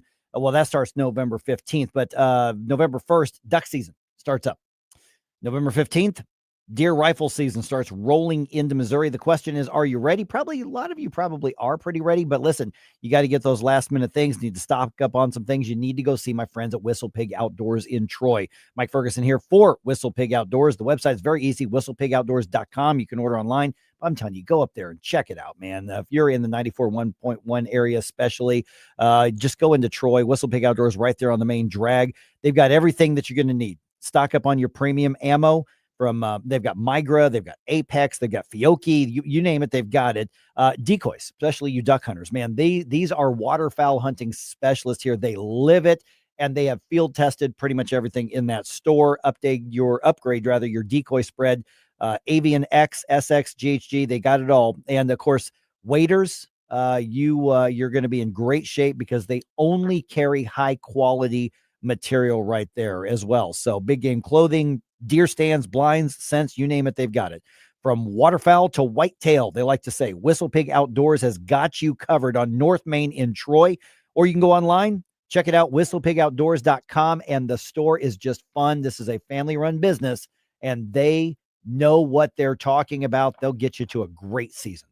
When you're approaching retirement, there are a lot of questions to answer. Do you have enough money to fund your income for life? How should you claim Social Security? And what's your plan for health care and long-term care? Hi, I'm Eric Robert, Director of Investments with the ClearPath Wealth Management Group at Stifel and host of On the Money Saturday mornings at 9 on News Talk STL 1019. Don't leave your retirement to chance. It's crucial to understand and address relevant risks before you retire. Our team can help you get organized, guide you through critical retirement decisions, and create an investment portfolio designed around your needs. To schedule your free retirement plan consultation, go to clearpathinvesting.com. That's clearpathinvesting.com, or call us at 636-695-2650. That's clearpathinvesting.com or 636-695-2650. Stifel Nicholas and Company Incorporated, member SIPC and NYSE. Live and local. Well, here's what's on my mind. I think I got the solution to immigration. News Talk STL. News, analysis, opinion. The 80s. Excellent. Never been a decade like it. Never will be. It's Flashback Friday. The time is coming, pay his dues. Susie finally got the news. She always knew this day would come soon. Well, we should going on in the shadow. Come on, baby. Hi, this is Susie Moore. Check out my show, RedState Radio, Sunday afternoon at 4, right here on News Talk STL. Now it's back to Mike Ferguson in the morning.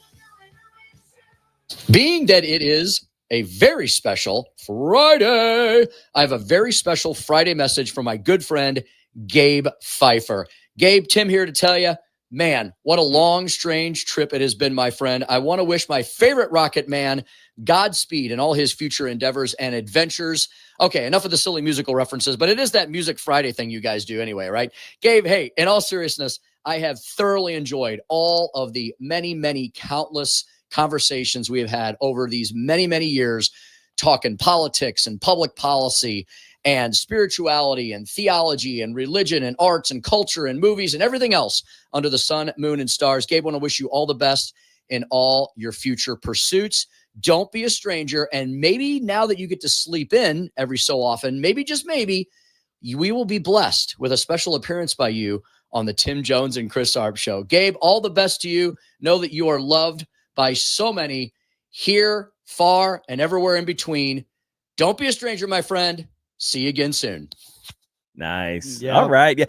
For the first few years that I was here at the station, like the first couple of years too, I think the first 2 years, I also did a regular hit on Tim Jones because he was hosting the Mid-Missouri show. Was it? I think it was Springfield. I'm sorry. Yeah, you're right. Wake up Springfield. Yeah. So I had a regular spot with him. Yeah, because you dart out on the show here. Yeah, I got to go be on Tim's show. That's right. Then come back. Yeah.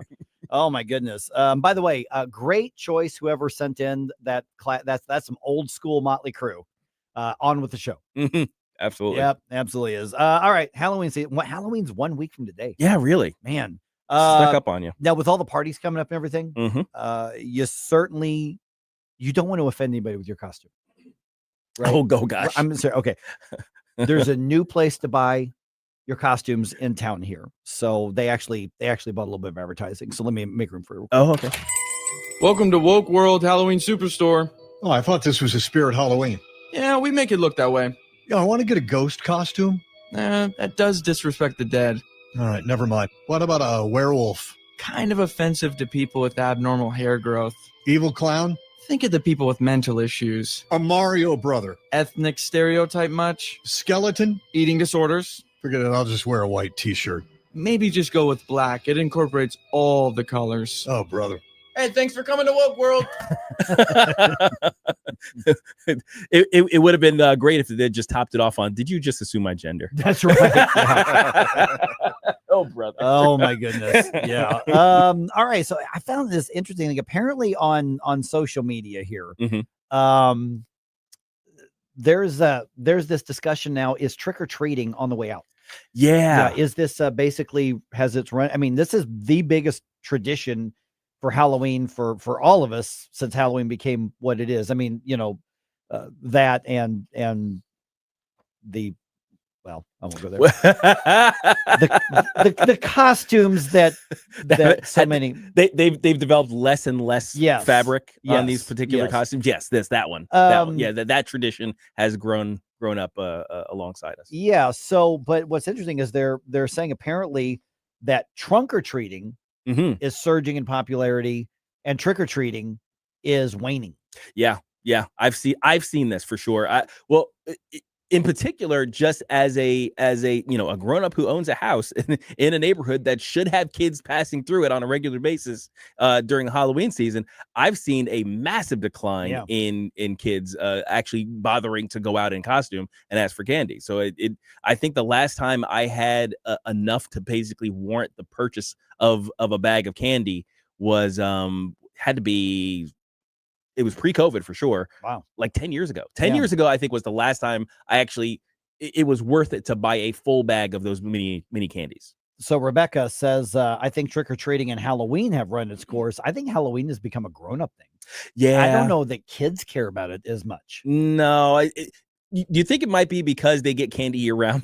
Well, maybe. But here's the other thing. I mean, I'm thinking if now my kids are in their like late 20s. Yeah. So I don't have to worry about it anymore. But if I were a parent of a little one, I'm only going to homes where I know the people. Yeah. I mean, it's crazy out there at this point. I don't think I would want to do trick-or-treating.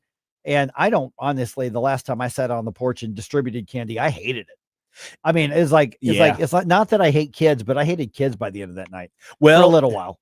Okay, so there are two societal things I think that may be indicative of what's happening with Halloween. One is we don't know our neighbors anymore. Yeah. It used to be that when you purchase a house in a neighborhood, you're basically being adopted into a macro family of sorts. The neighborhood used to be a like a true community. You knew people's names. You knew where their kids went to school because you all had kids around the same age or something like that. You knew where where they went to church because you often go to the same church. All of that stuff is gone by the wayside. So now you move into a neighborhood. You're lucky if you know the people who live on either side of you, and that's pretty much it. I'm lucky enough to have a little cul-de-sac where I've gotten to know a number of the neighbors. I think I would feel comfortable letting my kids go around the cul-de-sac, but pretty much beyond that, there's nothing. I don't know very many people in that area, so there's that aspect of it. But then with the kids, entitlement has changed kids absolutely for the worse. There used to be a lot of gratitude to when you went up to a house. I mean, just speaking from when I was a kid, you go up to a house, they would actually give you candy. Yeah. And you were like, oh, wow, this is awesome. Thank you so much. Yeah. Easy. As opposed to nowadays is, oh, there's a bowl of candy that you're offering to me. I'm going to take the bowl from you, dump it all in I had that happen in my bag, and then hand you the bowl, and not even say thank you on the way out.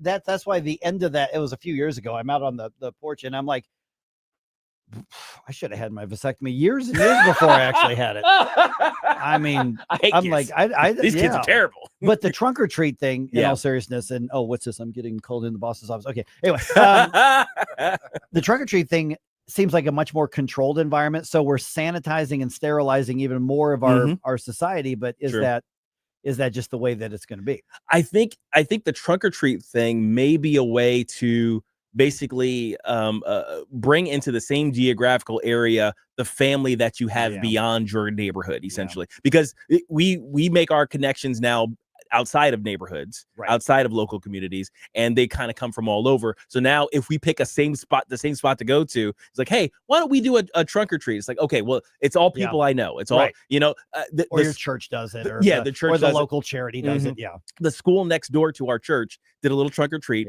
that our youth pastor, and youth kids kind of participated in recently. And the idea was that, well, all you parents are those same people who are in line to pick up your kids. You go to PTA meetings. You are the kind of community, and you at least know each other. So when you come to the trunk or treat, we feel safer with you. So I think that's the way things are going now. It's just basically little mini parties. How many different ways we have taken Halloween over even the course of like the last 40 years. Oh gosh, yes. Yeah. Just in our lifetime, Halloween has transformed immensely. Yeah. Because when I was a kid, I mean, it was like the Great Pumpkin on Charlie Brown. Yeah.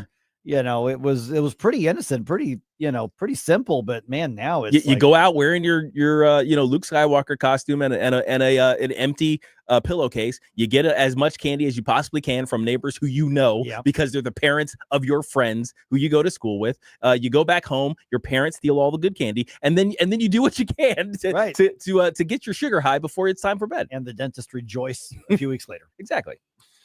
Now we know caw is law in St. Louis. Woo! Yes. Could caw become a law maker in another state? A former Battlehawk throws his helmet into the political ring in Alabama. Yeah. Oh, okay. We'll tell you about that at 7:35. And also, we have the great Randy Toller show coming up tomorrow of all days from 6 to 9 a.m. Same time slot, surprisingly, as this show right now. So if you're up for this show, you can be up for that show. So stay tuned and hang out with us.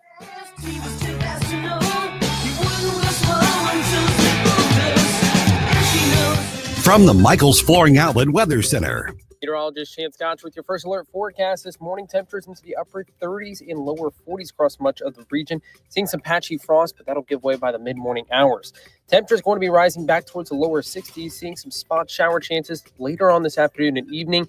That'll continue into Saturday. Temperatures back towards the lower 60s. By Sunday, scattered chances of showers, so a little bit more widespread as we get towards the afternoon hours, close to 60 degrees. In the first alert for Weather Center, I'm meteorologist Chance Gotch. Looking for treasures from the past? Discover Mimi's Antiques Attic, your locally owned and family-operated treasure hunt destination. Explore 16,000 square feet of antiques, crafts, collectibles, and designer items across 225 unique rental spaces. Open Monday through Saturday, 9 to 7, and Sundays, 10 to 6 at 1000 Warrenton Shops in Warrenton. Mimi's Antiques Attic, where every visit uncovers new treasures.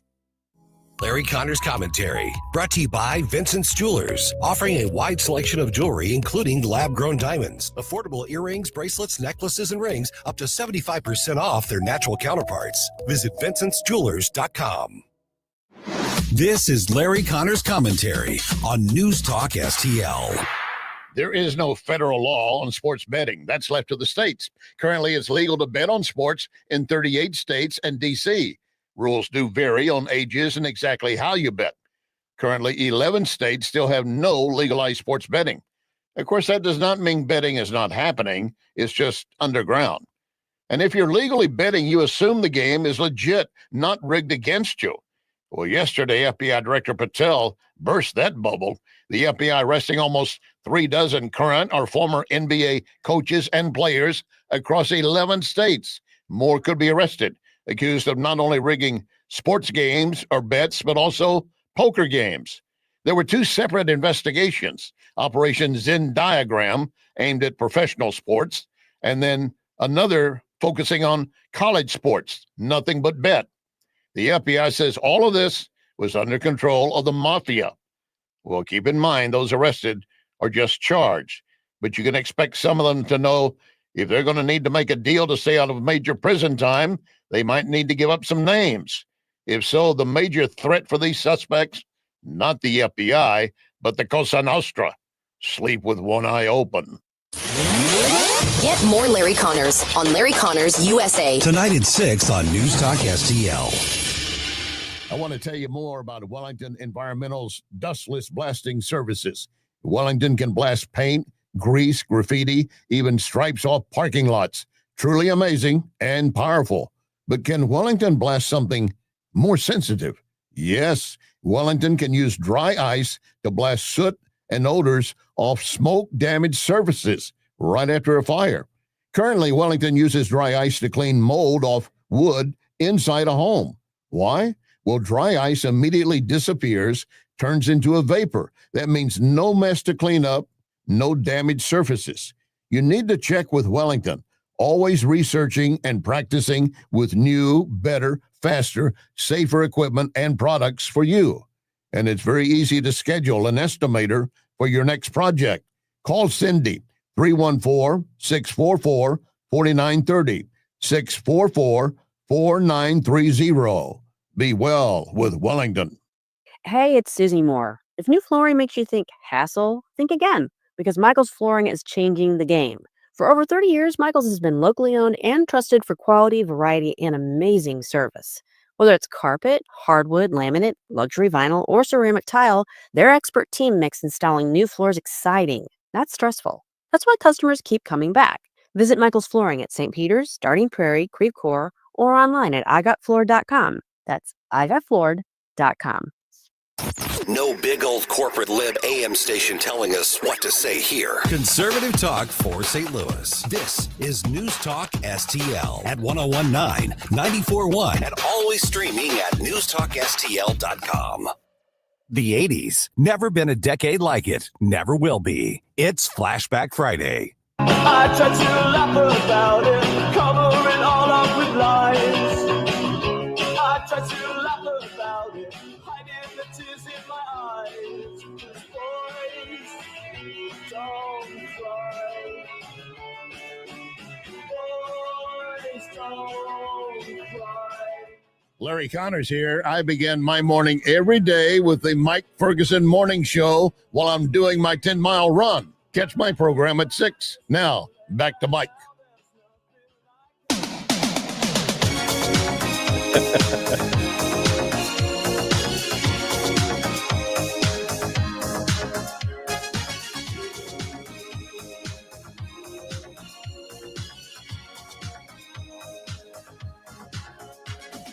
I just want to tell you how I'm feeling. Gotta make you understand. Never gonna give. Gabe. Gabe. Gabe.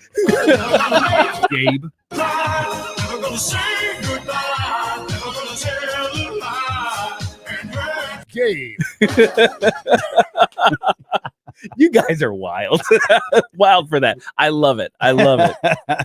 By the way, I want all of these clips. I want I'll the send sound them. files Yep. for all of these. They're on the way.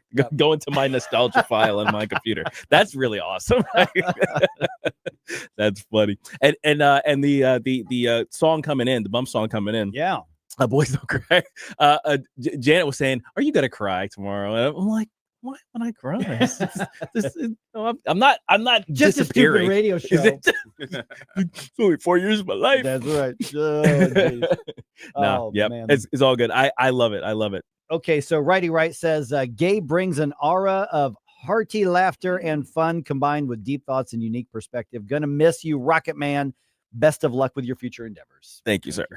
Okay, we remember that we were kind of unhappy when AJ McCarron decided not to return to the Battlehawks. Yeah, we were Yeah. upset. Well, because the thing is, he'd gone to the NFL. He had a backup position. Yeah, he was like third string guy for somebody. But still, that was absolutely a step up. And we were like, okay, that's cool. And then he came back. Right. He was like, okay, I'm coming back. I'm going to get that championship.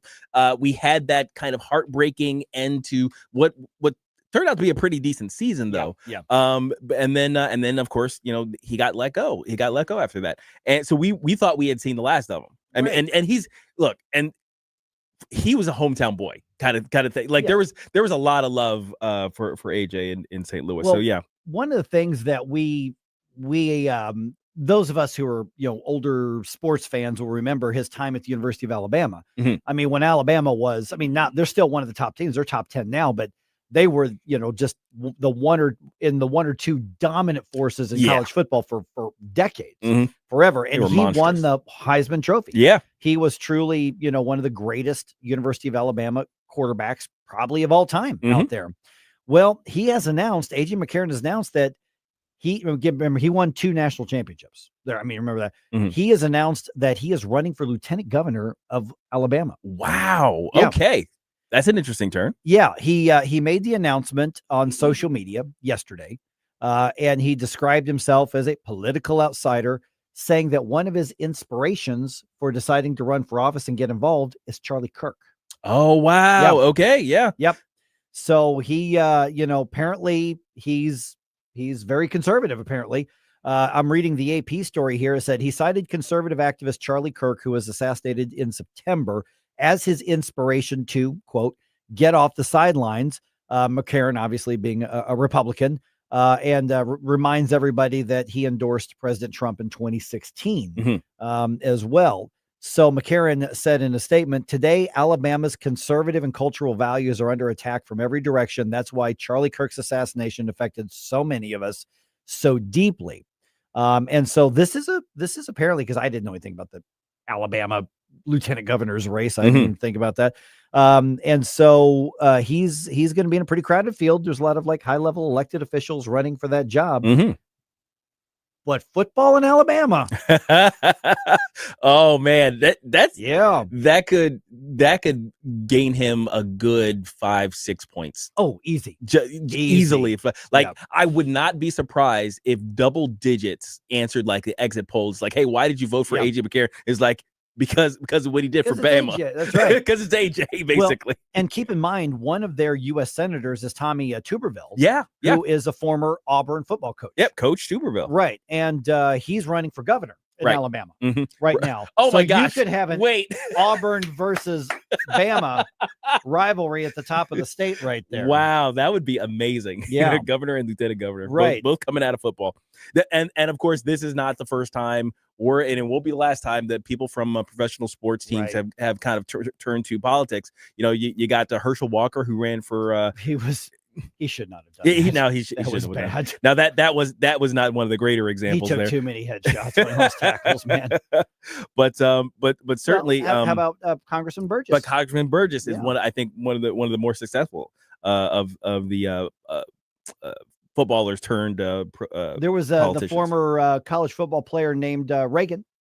Oh yeah, that guy. Did okay. That's right. Yeah, I vaguely remember him. Yeah, that's right. He was a guy.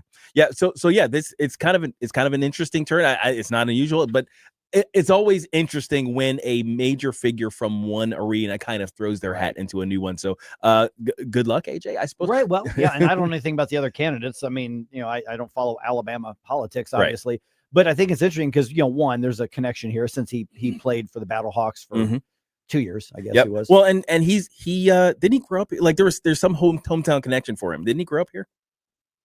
I don't remember. I mean, I talked to him once when he first got to the Battlehawks, but that was over at the old Armory, and we just chatted about the upcoming season. I talked to him for like 2 minutes, so I don't know him. I'm not really sure, but the fact that he's making that leap. And he recognizes his name recognition. He gets it. He understands, and that's a major, major thing. But I think the other aspect that he's specifically citing Charlie Kirk and AJ McCarron, is a young guy. Oh yeah, politically speaking, he's a young guy.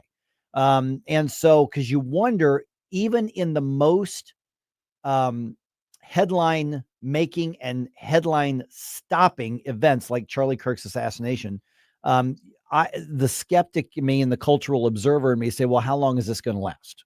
How long is the effect going to be? And it could be a matter of long after we generally stop saying Charlie Kirk in regular conversation, the influence, the residual influence continues. So somebody like AJ McCarron runs, let's say he gets elected, and is a true conservative, and others who are inspired to run for office at local levels, you could have an impact that lasts years, even if we have stopped talking about Charlie Kirk long before that. Because I mean, the reality is that Charlie Kirk isn't in the headlines anymore. Right. I mean, that's how fast we move on in our short attention span society. But that doesn't mean there's not an influence. It doesn't mean there's not an impact. It doesn't mean there's not a legacy. Yeah, I think a lot of people have underestimated the impact Charlie Kirk had on the young conservative movement, on the young Republican movement. And certainly there are a lot of people who are basically going to do a sort of a win one for the Gipper with him, as a not just inspirational in terms of getting them into politics to begin with, but spurring them to greater and greater action. I think that's one of the things that's going to be one of his legacies. So very, very interesting to see. I'm interested to see where this takes AJ. Right. And outside of a few pockets, Birmingham and some other, Alabama is, you don't get too much more conservative than Alabama. Yeah. They're so the voters, while, they're going to be drawn to their football hero. I think also they're going to want to put him to the test on how conservative he actually That's is. true. Yeah. I think now, do we know of any primary challenge, what the primary field looks like? Right there's actually, let me go back to that here. Okay. And by the way, just checking, AJ does not have any other connection to St. Louis other than the Battlehawks. Alabama Secretary of State Wes Allen is running. Alabama Agriculture Commissioner Rick Pate is running, and a pastor named Dean Odell, and a businesswoman, Nicole Jones Wadsworth. I know nothing about every single one of those exactly. But that tells you about the name recognition that he's bringing into this race. That's going to be a huge deal. Yep. So good on you. Guess what's coming up now? It's getting close to 7:50 on a Friday, and it's my last Friday. So that means the last Not Today Satan is on the horizon. We got animals where they shouldn't be, craziness caught on camera, and a haunted something or other that's causing people trouble. So we'll get to that right after this information segment. But I know that this time I have said too much, been too unkind. I tried to laugh about it, cover it all up with lies. I tried to laugh about it, hiding the tears in my eyes. Boys, don't cry. When it comes to spending your tax dollars and teaching your kids, governments and school districts should be an open book. But in Missouri, that's not always the case. Recently, the Show Me Institute sent out a sunshine law request to school districts across the state, asking for information on whether certain topics are being taught. Specifically, a controversial one called critical race theory was included in the list. Many districts didn't respond. Some wanted to charge large fees to process the documents. Lee's Summit outside Kansas City wanted over $35,000. A rural district, Morgan County, wanted $15,000. The Sunshine Law does allow charging a reasonable fee for sending out information, but there's nothing reasonable about $35,000 or $15,000. These districts should want to be transparent about their curriculums. Taxpayers deserve to know what their kids are being taught. Learn more at showmeinstitute.org. The Show Me Minute has been brought to you by Show Me Institute and Show Me Opportunity.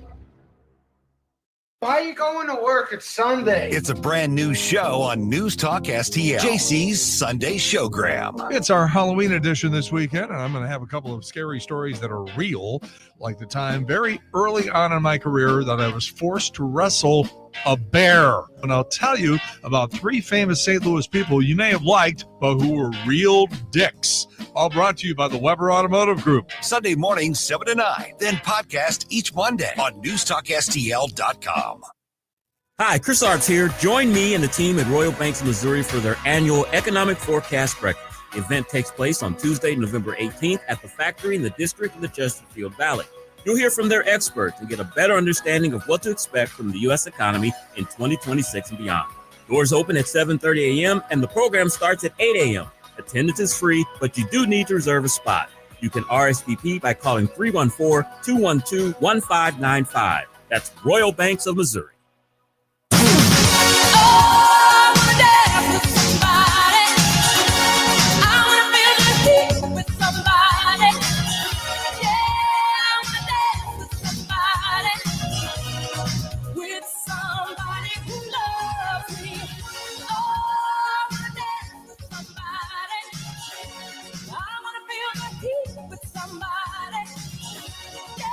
Hey, this is Todd Showalter. Join me on Saturday at 5 as I try to put some fun back into this dysfunctional radio station. It's the Right Mind Show with me, Todd Showalter, at 5 on Saturday. And, you know, speaking of dysfunctional, let's get back to Mike Ferguson in the morning. How do you beat Whitney Houston? And I was trying to explain this to Jerome before the show started because I knew I'd heard him loading up the music, and I heard a clip of this one because I don't know what music's being picked before it's here, but I happened to hear this one. I said, yeah. And when this video came out, basically 88% of my generation immediately had a crush on Whitney Houston. Oh gosh, yes. Myself included. Yes, all of us. Yeah. All right, like you said, coming up on 7:50 on a Friday. Let's do it one more time, man. It's the weird, the wacky, and the worrisome. These are the stories that make you say...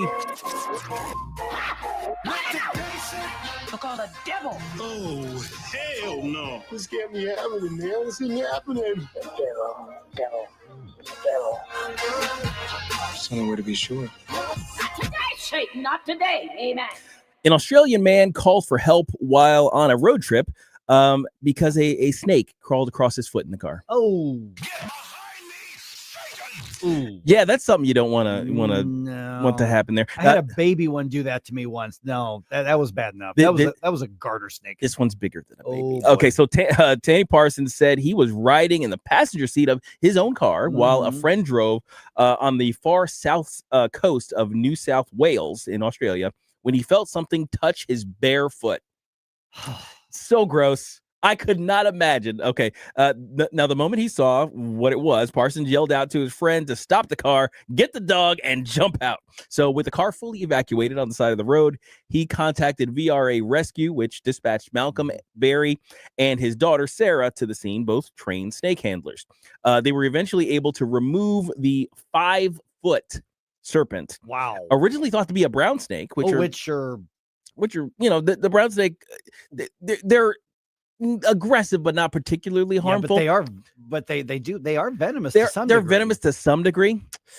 Turned out to be a tiger snake, which is a highly venomous member of the cobra family. Wow. And would have executed a very deadly bite against poor Mr. Parsons there. So luckily, thank God, everybody came through unscathed. So the bottom line is, if you're thinking about visiting Australia, everything's trying to kill you. The koalas are cute, but they're not that cute. No. They're not worth the there's probably the danger. There's probably one in the zoo. Yeah, exactly. Go see that one. Now, in our second story here, a security camera in a North Carolina home captured the moment the family dog sparked a fire in the living room. Oh, no. Ironically, this all happened in the home of a Chapel Hill firefighter by the name of David Sasser. The video posted to the Chapel Hill Fire Department's Facebook page shows the dog named Colton jumping back when the device he had been chewing on begins to emit a large amount of smoke. It was like chewing on a battery thing? He was chewing on something he shouldn't have been chewing on. So, quote, Colton is a good boy, the post said, but he counter-surfed while his humans were away and got hold of a device with a lithium-ion battery. No. Yeah, so shortly after Colton's gnawing punctured the battery casing, the smoking device quickly erupted into flames that spread to the rug. Sasser told local TV news that once he got the alert from his home security system, he headed home pretty quickly to find that, luckily, the damage stayed isolated to the rug. Okay. So his home and his pup were safe. That was going to be my question. Did Colton come out okay on this? Colton was good, but I think he was a little sheepish when you ever see a dog's face when they know they've done something wrong, and you come home and they're just like, oh no. Yeah, it's like, you might not like this, but there's something. And the whole place smelled like smoke for the next really how many months? I'm kind of shocked a little bit about how prolific lithium ion batteries have gotten because of the fire hazard. It's like, we should probably reinforce a lot more of the things that use those because once you puncture it, it's going to ignite it necessarily so, and you're not going to be able to put that fire out. So that's a problem. Now our last story here is about a British mom from Cornwall who says she and her family are being tormented by bad luck and supernatural happenings ever since she bought what's been touted as the UK's most haunted doll. The power of Christ compels you. I don't know why people purchase these things. They're not okay. All right. So Candace Collins, 42, bought the eerie toy on eBay from Christian Hawksworth, who had initially picked it up at an antiques fair for just £3 Oh, which is nothing. That's cheap. It's super cheap. So the doll, named Norman, made headlines in 2023 when Christian decided to put it up for sale. When did she buy it? No, this is the first owner, Christian. Oh, yeah. Christian Hawksworth purchased it for £3. Okay, so then it made headlines back then when Christian owned it, because of a string of bad luck, which included an appendix that exploded. Yep, his appendix. Being shot, he was shot at. A failed car brakes. And a significant salary cut. By the way, there are like 2 or 3 documentaries on Norman the doll. Yeah. You said the last one there was a salary significant salary cut. I had no idea that evil dolls could affect your credit score and income. That's more scary than anything I've seen in any of these movies. Yes, absolutely. They will ruin your credit score. It's like, hey, I could take the burst appendix, but you did what now to my check? All right, now, despite hearing these horror stories, mom of 3, Candace, was intrigued and purchased the doll, a blonde-haired little boy figure dressed in a striped blue shirt, on eBay for about $200.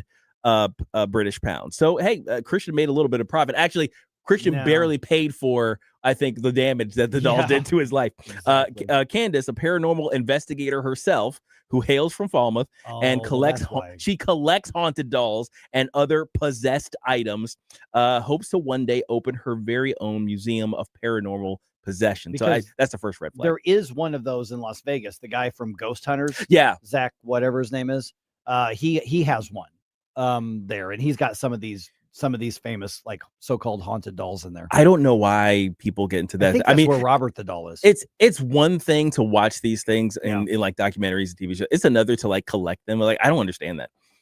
So ever since Norman's arrival in June of 2023, Candace claims her life has taken a bizarre turn, with the alleged malevolent doll bringing, quote, lots of pain to the family. She claims she's caught Norman talking with her 3-year-old son at night. See, the documentaries that, like the short docs I've seen on this, that's a common thing of people who have this particular thing in their home. Yeah, the little kids are talking about it and they're giggling and stuff. It's like, oh boy, that's not cool. She's had nightmares. They met him on Roblox, by the way. Yeah, there you go. That's the problem. She's had nightmares about drowning or being attacked by an unseen figure that leaves her waking up in a panic. She's felt her hand being bitten and heard an evil voice calling her name at night. Her husband's hip replacement is not going well, and she's found random bruises and scratch marks on her own body. So this is not cool. Now, Candace keeps the doll in a small outhouse in their garden so that it doesn't stay in the house and is kept at a distance from the family. However, she feels he has found a way to affect them. Quote, I really do think he's the most possessed doll in the UK, maybe the world. Yeah, that's not cool. So you can try Facebook Marketplace or something. yeah, don't do it. No. Look, as a child of God, I'm not scared of ghosts or spirits or the like, but when what's supposed to be a child's toy comes with a supernatural rap sheet a mile long, full of misery and misfortune, for the last time, you know what I'm saying. Look all the devil. Oh, hell no. This can't be happening, man. This ain't happening. Devil. Just only way to be sure. Not today, Satan. Not today. Amen. You know, not today, Satan is one of you've been asking me, my fondest memories and things like that. Right. The incorporation of Not Today, Satan into the show is definitely one of those that counts, because it made me feel like I was actually a radio professional, because that was your idea. Yeah, because it was my idea. I put the sound together, like that intro. I clipped it all together. I found the quotes and things like that. I constructed it, so the bookmarks and the sound drops. I curated a list of sound drops for the producers to use in there at their discretion. And it became a product for radio. And I was like, wait, I just made a product for radio and they paid me for this. That's right. So like that makes me a radio professional. You know what's funny is when this first idea came up, and of course we were, at the old studio before we moved over here to Maryland Heights. The funny part is, as I recall, a lot of our reaction was, that idea came from Gabe. He's a deacon. Yeah. He's a pastor's kid. Yeah.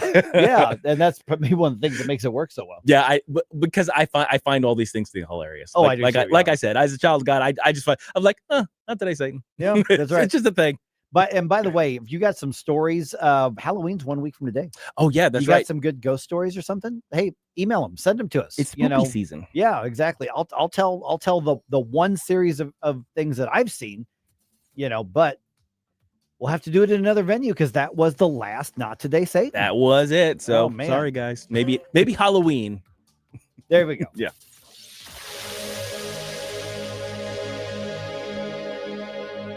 This is Tony Colombo, and my favorite Capriati sandwich is the cheesesteak made with American Wagyu beef from Snake River Farms, and you have to include a side of their amazing fries. I love Capriati's, and you will too. Open 9 to 9 daily on Manchester and McKnight in Rock Hill. Fall rebates are here at Johnson Heating and Cooling. Save up to $600 off your new heating and cooling system. Plus, get a free humidifier when you purchase a complete system. And here's the best part. We're offering up to 0% financing for 60 months. That means you can stay comfortable all winter without breaking the bank. Don't forget our $99 furnace checkup. These incredible offers expire November 30th. Call 636-332-4141 or visit johnson-heatingandcooling.com. Listen up. The offer St. Louis can't stop talking about being held over by popular demand. right now. Renewal by Anderson. Buy any window or door, get the next one 50% off. Plus, you might get 0 interest, no payments for 18 months. This is Renewal by Anderson, the full-service window and door replacement division of Anderson. That's a name you've trusted more than 122 years. Our exclusive FiberX frames, 200% stronger than vinyl. And remember, Anderson products increase your home's value by at least 15%. So make sure you take advantage of the offer while it's still being held over. Schedule your complimentary consultation at rbastl.com. 877-WINDOWS. 877-WINDOWS. Renewal by Anderson. This is award-winning quality, stronger windows, smarter investment. KLGY HD3 Clayton, K270BW Bellefontaine, KNVS Bowling Green. This is News Talk STL at 1019, 94.1, and always streaming at NewsTalkSTL.com. Trade talks between the U.S. and our neighbor to the north have hit a dead end. President Donald Trump says he's ending all trade negotiations with Canada because of a TV ad that opposes U.S. tariffs. Trump says the ad misstates the facts and that Canada's egregious behavior is aimed at influencing U.S. courts. Canadian Prime Minister Mark Carney said he wants to double his country's exports to countries outside the U.S. because of the threat posed by tariffs. Correspondent Donna Warder says the anti-tariff ad featured snippets of a 1987 speech by President Reagan. Mr. Trump says it was misleading because of the way it was edited. President Trump's upcoming visit to Asia will include meeting with Chinese President Xi. I think when we finish our meetings in South Korea, China and I will have a really fair and really great trade deal together. The color of Target's bullseye logo is red.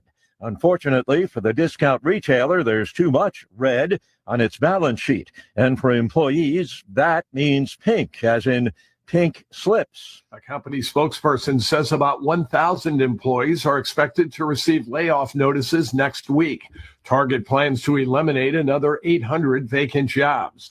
The cuts represent about 8% of the company's global corporate workforce. Target says the layoffs will allow it to accelerate initiatives to rebuild its customer base. The retailer has lost ground in recent years to Walmart and Amazon. Target has reported flat or declining sales in 9 of the past 11 quarters. I'm Mike Hempel. The Consumer Price Index rose less than expected last month, and that's raising hopes for another Fed interest rate cut.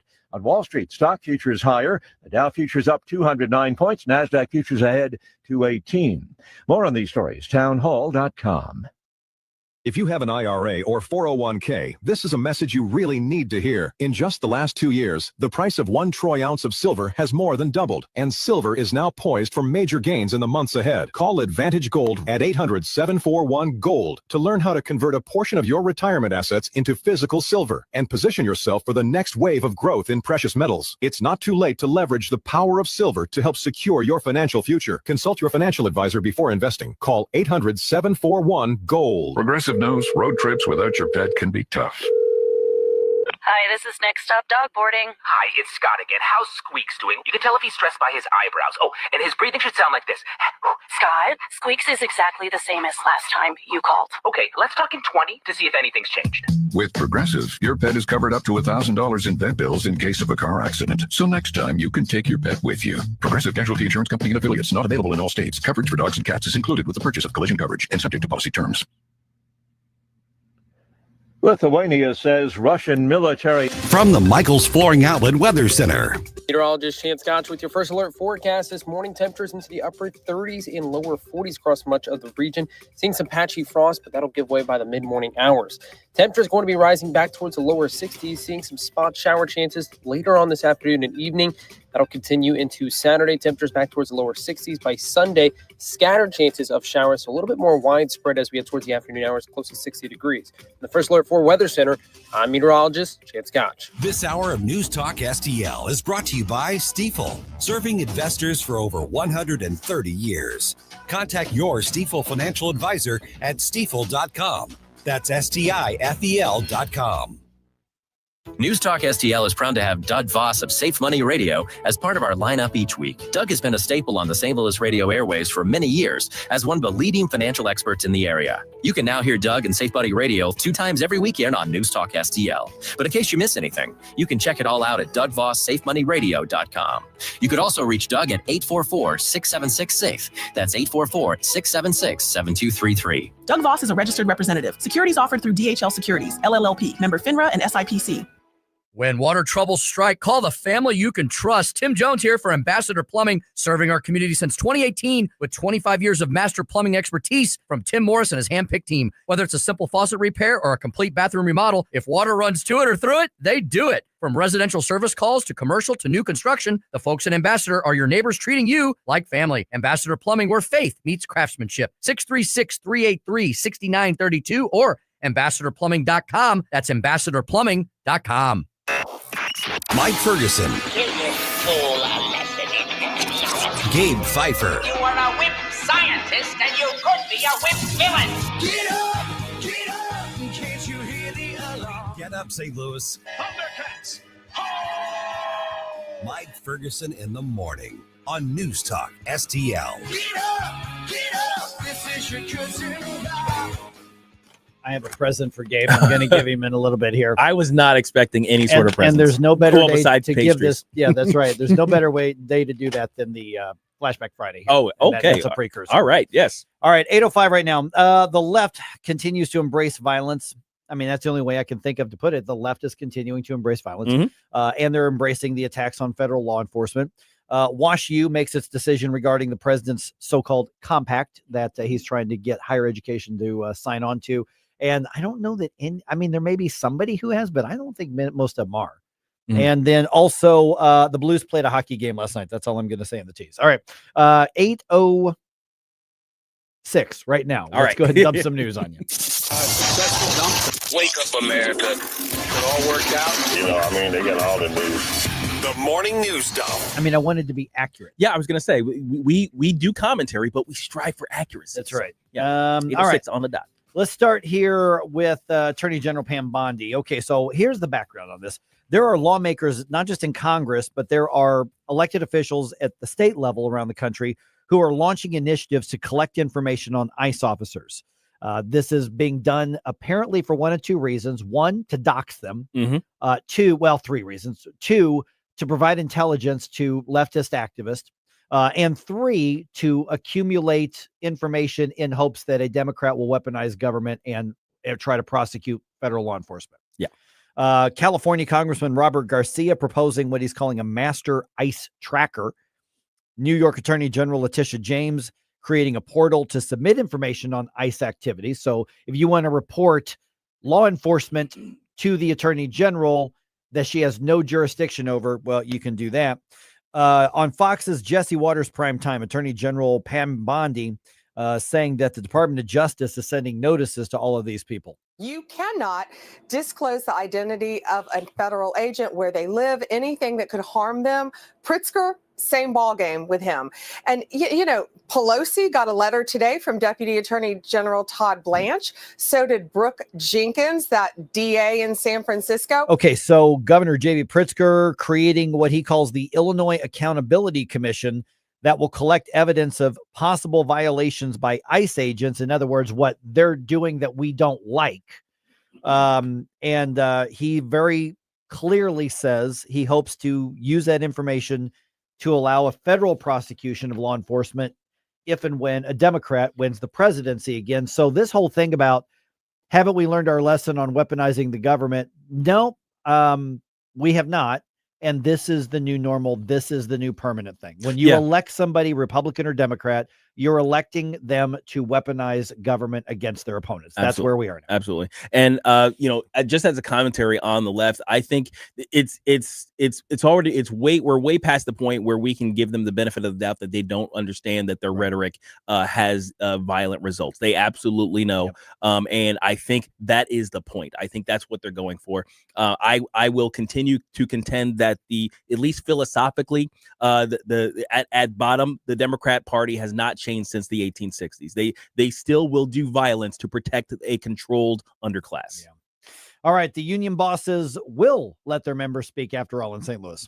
Yeah, the striking International Association of Machinists and Aerospace Workers chapter is going to vote this weekend on Boeing's last offer. They're expected to happen on Sunday. Mm-hmm. Now, originally, the union bosses said they were not going to allow the members' submission disrespectful and insulting. Mm-hmm. That strike is now approaching 3 months long, so a quarter of the year. These union non-workers at this point, these striking workers, they have lost. Think about losing 25% of your salary, and now their health insurance has been, their benefits have been canceled because they're not on the job.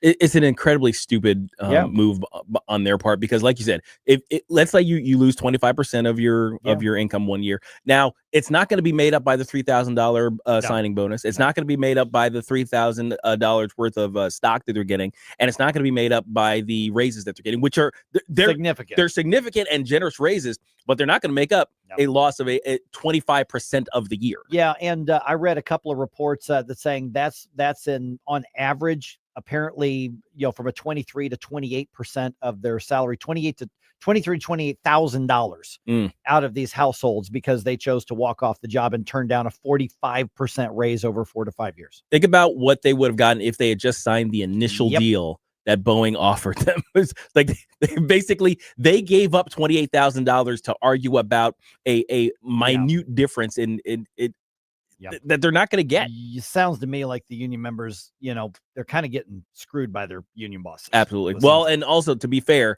their initial vote. Yeah, they did. That's right. They rejected the original. They did some of this themselves. Okay, so the ongoing federal government shutdown, 24 days old now. Transportation Secretary Sean Duffy saying that TSA agents now working without paychecks, which I'm flying today. You're supposed to fly. Is it next week? Next week. Yeah, I'm supposed to fly today. Some controllers, he says, are taking second jobs, and others are just calling out sick because they're not getting paid. Right. He says this is going to be causing more and more shortages the longer the shutdown goes, and this is going to start impacting flights on a much wider scale. If we don't have the staffing levels in a tower, Tracon, or center, you will see us delay traffic. You will see us cancel flights because I want you to get to where you're going. I want America to get to their destination and get there safely. And Republicans presented another vote to reopen the government or at least pay certain federal employees, and the Democrats blocked that vote again yesterday. Yeah. Somebody let your Democrat friend know. Let the person who's about to complain, or the person in your life who's complaining about the government shutdown, let them know it takes 60 votes to get there. 51 of them are Republicans. Yep. They're set. You just need a couple of Democrats to jump over and actually vote. It's the Democrats who are holding this up. Yeah. There's no question about that. All right. As we reported when this story was breaking yesterday, tragedy hits the home of an Illinois candidate for governor, Darren Bailey, who was just on the show a week ago? Yeah, Darren not was that just long. on with us. His campaign confirms that a helicopter crash killed his son, Zachary, killed his daughter-in-law, Kelsey, 2 of his grandchildren, Veda, Rose, and Samuel, both of them grade school age.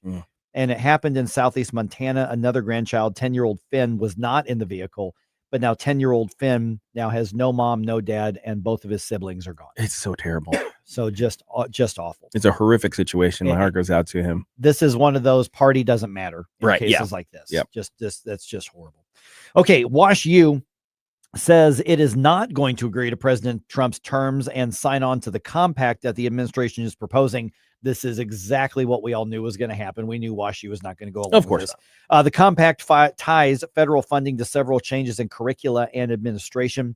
Those changes include reducing foreign student enrollment, ending DEI practices, and staying neutral as an institution in political and cultural controversies. Now, again, we mentioned, we kind of chewed on this yesterday. The end goal that the Trump administration is pushing, I would say 90% excellent. Absolutely necessary too. Excellent. Yes. Excellent. Yes. But we've got to, at some point as conservatives, say, how much micromanaging power do you want the executive branch to have at the local or the state level? So excellent outcome goal, not a great precedent to set as far as equipping more power. Now, like you said earlier, Congress gets on board and says, we're going to put conditions to this federal funding. Yes. So people in a red state like Missouri, they're not going to be funding this garbage all over the country. Right. Yep. Okay. October is National Substance Abuse Prevention Month, and the drug take-back thing is happening this weekend. Missouri health professionals say one of the simplest ways to protect families is by clearing out old medications. This Saturday, the Drug Enforcement Administration's National Prescription Drug Take-Back Day gives residents a way to dispose of expired or unused medications and help prevent misuse, especially among teens. Marietta Hagan, a drug misuse prevention expert with Cox Health, says a lot of people mistakenly believe that if a doctor prescribed it, the medication must be safe, even when it's not meant for them. If a person takes a medication that is not prescribed to them, it can be potentially fatal. The event runs from 10 a.m. to 2 p.m. this Saturday with drop-off sites across Missouri. Crystal Blair reporting. All right. If you want to find that, you can look up Missouri Department of Health, or you can go directly to dea.gov/takebackday. And if you're not sure, actually, my local police department has a drop-off for expired medication, so you can always do that too. Blues got whooped. Like badly. Oh my gosh. It was terrible. 4 goals in the first period. They gave up 4 goals in the first period. My gosh. They end up losing to the Mammoth 7-4 at Enterprise last night. Next up is a road game in Detroit. They play the Red Wings on Saturday. World Series starts tonight. That's right. Brace yourself. Yes. As your wife. Especially in my household. I got to brace. Janet Phifer will be among those cheering for her Blue Jays. Very loudly. As they host the Dodgers in Game 1. That's a 7 p.m. first pitch. Game's on Fox, so you can see it on Channel 2. I see your indifference. Stop it right now before you blow us all away. Well, there you go again, listening to Mike Ferguson in the morning on News Talk STL. This is your cousin. Hungry for the best steak you'll ever have? Head to the heart of Moscow Mills and discover Harry J's, a local landmark and family-owned steakhouse, serving up excellence since '98. From mouth-watering appetizers to decadent desserts, Harry J's has something for everyone. Enjoy our extensive bar selection while soaking in our friendly family atmosphere. Whether dine-in or carry-out, your meal is prepared to perfection. Make the drive to 300 Main Street and treat yourself to a taste of Moscow Mills' finest. Harry J's, more than a steakhouse. We're a tradition. Hi, I'm Helene Tobler, culinary nutritionist at Body of Health Direct Primary Care. Here we do practical wellness. Dr. Randy and I have a common sense approach to healthcare. My passion is helping our members enjoy better nutrition because food is medicine. We approach problems with a lifestyle foundation and cutting-edge medical tool chest. At Body of Health, it's about being your healthiest you. If you want to experience healthcare the way it ought to be, schedule a discovery call today at bodyofhealth.com. That's bodyofhealth.com. Chris Cooper, your Serenity Wealth Management. Tune in this Sunday right here on News Talk STL for Serenity Wealth Now Radio. This week we've got special guest Mark Sutherland of Stone Ledge Spirits. We're going to talk a little bit about Defiance. We're going to talk about tourism in the state of Missouri and have a little fun with finance as well. So tune in right here Sunday morning, 9 a.m. News Talk STL for Serenity Wealth Now Radio. Or check us out on Serenity Wealth Now's social media outlets. Serenity Wealth Now with Chris Cooper. Sunday mornings at 9 on News Talk STL. Investment advice offered through Fortis Capital Advisors, LLC. News, analysis, opinion. You know, they're literally taking the Constitution and putting it in a paper shredder. News Talk STL. The 80s. Excellent. Never been a decade like it. Never will be. It's Flashback Friday. It's gonna be a long, long time. Touchdown brings me round again to find I'm not the man they think I am at home. Oh, no, no, no. I'm a rocket man, burning out the fuse I've ever known. Hey guys, Billy Crow here from Jeffco Patriot Radio. Hope you had enough time to freshen up your coffee, because now we're back with Mike Ferguson in the morning. Gabe, you've been an inspiration to all of us at News Talk STL and the entire News Talk STL family in the audience with your analysis, your brilliance, your patriotism, and yes, your faith. So, buddy, I've enjoyed all the conversations along the way and hope we'll have a few more as time goes on. Don't forget to say hi to Elon when you give him a few words of wisdom, okay? Love you, bro. Godspeed. Thank you, good doctor. That's awesome. The one and only Randy Tobler. Yeah, I gotta talk to Elon about what's going on. There's a few things. Yeah, he's got a few points that need work in his life. My goodness, man. All right. By the way, I still have a present for Gabe. Now, are you going to give that to me on I'm air? going to give that to you on air. Oh, nice. I think let's do that at 8:35. Okay, let's do that. All right. Because we got newsy stuff that we're going to talk about here on Gabe. If we have to talk about this news. is the last hour of your tenure. That's on this. true, man. Yeah. You know, wow. let me also point something out real quick here. Is I've been in the media business, whether it was newspaper, was a newspaper reporter and columnist for a while. I've obviously done radio for 20, God knows how many years, TV for several years. You know, people come and go a lot, but when it comes to partnering with somebody, be it, you know, a producer, a board op, whoever, 4.5 years is the single longest run I've had with anybody in my almost 30-year career. Really? This is the longest run I've ever had. I did not know Yep. that. Oh, wow. I've been at places longer, but Sure. people have, you know, come and gone. Yeah. This is the longest run I've ever had in my career. So Wow. I got to tell you, it's got me feeling certain kinds of ways. Yeah, well, knowing that yeah. this is the last It's one. a long So, yeah. partnership. Yeah. Absolutely. Oh, Yeah. man. The longest of my career. Oh, you know, wow. I mean, because like you see, like, you know, these news anchors back in the day were partnered for 20 years or whatever. That used to be normal. That's not the way it is. Oh, anymore. no, yeah, So the- this is a little unusual. Turnovers are usually pretty high. Yeah. From what I've seen, just as Right. a listener, Right. I've heard, you know, turnover being pretty Yeah. high most of the time. There are obviously the exceptions. Right. But yeah, wow, that's amazing. Yeah. Well, And I've done a lot of independent work over there, entrepreneurial work, but yeah. mhm. Well, I can say that the entirety of my professional radio career has been as your partner. So yeah, Oh, I man. feel some kind of way about it too. Yeah, there it is. Okay, so I'm going to give you that present, which is Flashback Friday is the perfect time. To do Okay, this. all I'll right. give I you guess that that's a little as hint. well I'll here. take that as a hint. Okay, so 8:20 right Mhm. now. Okay, so a few different things that have happened, and here's the thing: these things are happening so often we're starting to have them crowded out of the headlines. Okay, Mhm. so this happened in Alameda, California last night. Okay, so that was somebody trying to ram a U-Haul truck. Yeah. One of those that looks like one of those like one apartment. The big box trucks. Yeah, the little box truck. Well, I'm sorry. Yeah, the mini it box was- trucks. and you know, basically running it at law enforcement. Now, the reports I've got to say nobody was hurt, so I don't know if they blew the tires out and the guy, whoever was driving, you know, ducked down and they were able to grab him. That guy's lucky. Yeah, exactly. Well, and then also in Arizona, somebody else rammed their vehicle into federal law enforcement and ICE as well. You've now got Governor Pritzker, who actually went on Fox, you know, which tells you he's getting serious about running for president if he's going to go into enemy territory like that.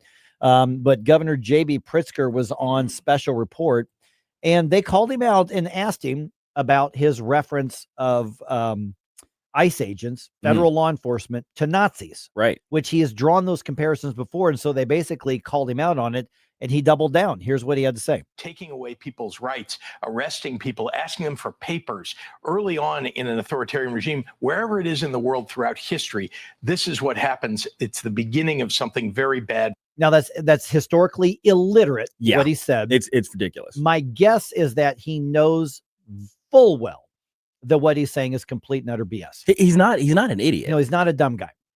Well, But I'll say this: he's not ignorant. no. He is an idiot. Yeah, I mean, but the thing that makes some people dangerous is when they are on that degree of the wrong side and dangerous Mhm. policies and that sort of thing, and they know what they're doing. Yes, absolutely. Yep. So, you know, and of course, you know, there are some things we just roll our eyes at, you know, for those of us who are on the right, those of us who are conservative or libertarian or wherever you are. Racist, roll your eyes. Oh yeah, yeah. Homophobic, roll your eyes. Yeah, whatever. Transphobic, Mhm, whatever. mhm, And it's yeah. getting to the point where Nazi, okay, Whatever. Mhm. But here's the thing, though, is that still has an impact, and It he does. knows it. Oh, of course he does. He knows that. Yeah. And so do the others who keep doing this. And so he's doubling down, trying to get buried. Now, again, just historically, these aren't even close. And I'm not even going to justify using a lot of time to explain the differences. Sure, yeah. We've got two totally different things to compare federal law enforcement going after people who have broken our laws in the United States Mhm. versus the German Nazi regime who went after their own citizens for being in the wrong religion. And the Holocaust versus deportation, you're going home. We can do an entire segment. We could do an entire hour on how ridiculous all of that is. But we don't need to. We don't have to. I think smart people, and those of you who are on the left who disagree with this, too. I mean, Absolutely. If now there are probably some stupid college age, keffiyeh wearing, Mhm. blue hairs who actually have bought into this, but Well, they're legitimately ignorant, though. Right. Like they've been indoctrinated with false information to come to the conclusions that they have. Right. So yeah, it would take a lot to dismantle to basically reprogram them. But the thing is, if they knew what all of you who are currently listening to us know, then they'd probably do a little better, Maybe braiding their way through the whole situation. Maybe, but but for the rest of you, those who you're engaged, you listen to talk radio, you don't agree with this, which is fine. There's plenty of room for disagreement. There's a lot of things I disagree with on my own side too. Mhm. You understand the difference between ICE and the Gestapo. Yeah, you do. Yeah. I mean, now you still don't like him. You still disagree with the policy. You're pro illegal alien. Okay. We can debate that. I think you're wrong. And I think it's dangerously wrong. But the whole idea that this sort of thing, you're like, no, there really is a comparison. No, there's not. No. You know it. There is absolutely no comparison. I can't imagine what it must be like, what it must take for somebody who does know, because we know he knows, to come out and say this, to put people who are doing their job, not just doing their job, they're doing God's work on the line between barbarism and civilization, are the types of people who do the work that ICE does. And he's putting those people in harm's way with his rhetoric, and he Because knows it. That's the next step, is he also knows what happens when the political leaders of the far left call on this sort of action. Now, has he said shoot, throw rocks, throw bottle? No, he hasn't said that, but he said take action. Yeah, get in their way. Yeah, go to the stake to the streets. I mean, so he's gone right up to the line. Again, this is not a dumb guy, and then neither are the other fringe, high leaders up there. There are a few that are dumb, but it ain't Pritzker. And he knows the effect is going to have. He knows that a lot of that violence in the Chicago area is because of him and his ilk. They know that, but they've got, I've got plausible deniability. I never said to do that. I never called for violence. Well, not in so many words. Yeah. Here are the two things being weaponized. First is the ignorance on the left. So the useful idiots out there, the kids who've been indoctrinated, like I said, they don't know any better. They've been taught basically a false version of history, and it has aligned with leftist thought and made them into the foot soldiers of the Marxist takeover, the attempted Marxist takeover of America. So on the one hand, they're leveraging that, but they're also leveraging the good and consistent American idea of heroism being standing against evil, right? It's like the evil proliferates where good men do nothing, right? That whole concept. You're standing up to bullies. You're taking it to the people who are trying to bring death and destruction upon the good people of America. All of that is a heroic sentiment. It's a good idea. There are things that kind of pervade our public discourse, our entertainment. It's all there. You're heroic when you stand against evil. But when you combine the ignorance and the misinformation that they provided about what is evil, and you combine it with that good American impulse that we all have to stand against evil, you create the situation for this kind of chaos. You create the situation for somebody to say, that ICE guy is evil. He's about to do an evil thing. I'm going to be a hero and throw a rock at him. I'm going to be a hero and drive a truck at him. It's disgusting. Yeah, it really is. And they know what they're doing. That's the thing. So at some point there's conservative media out there that wants to amp up the temperature. Don't get me wrong. I'm not saying our side's innocent on this. Oh, sure. On this show, we've tried to be really bold calling out bad stuff, but we've also been the consistent one saying, you know what? You believe that much in your position?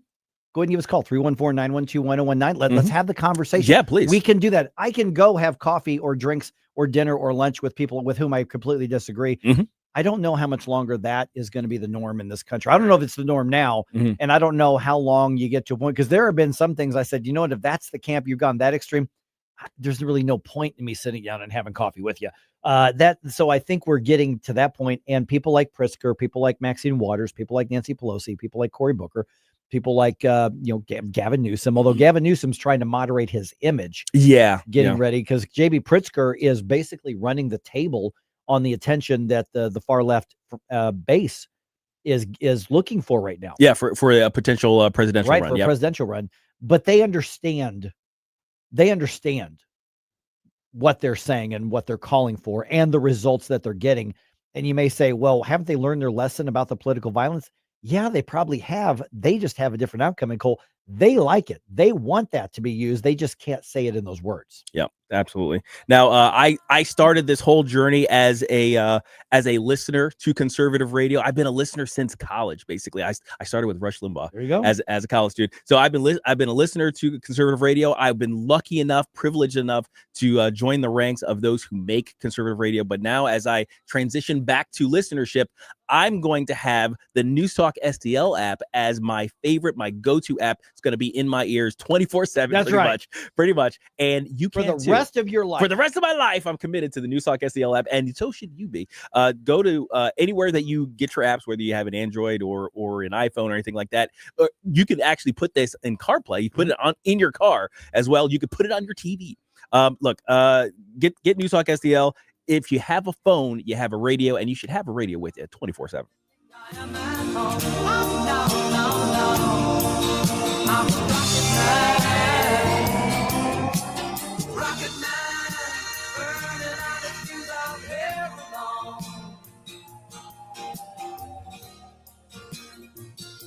From the Michaels Flooring Outlet Weather Center. Meteorologist Chance Gotch with your first alert forecast this morning. Temperatures into the upper 30s and lower 40s across much of the region. Seeing some patchy frost, but that'll give way by the mid-morning hours. Temperatures going to be rising back towards the lower 60s, seeing some spot shower chances later on this afternoon and evening. That'll continue into Saturday. Temperatures back towards the lower 60s. By Sunday, scattered chances of showers, so a little bit more widespread as we head towards the afternoon hours, close to 60 degrees. In the first alert for Weather Center, I'm meteorologist Chance Gotch. Fox News commentary with Laura Ingraham. Next. If your cash is sitting in a savings account, it's at risk. Old school advice says save more, but today the strategy is broken. When inflation spikes, they print money or cut rates, your dollar shrinks. So do your savings. The solution? Own something real. Physical gold and silver. When the dollar drops, gold and silver prices rise. And with Noble Gold, owning gold is simple. Just visit noblegoldinvestments.com and chat with a specialist. The knowledge is free. The protection is priceless. Visit noblegoldinvestments.com. Past performance may not be indicative of future results. Investing in precious metals involves risk. Consult your financial advisor before making investment decisions.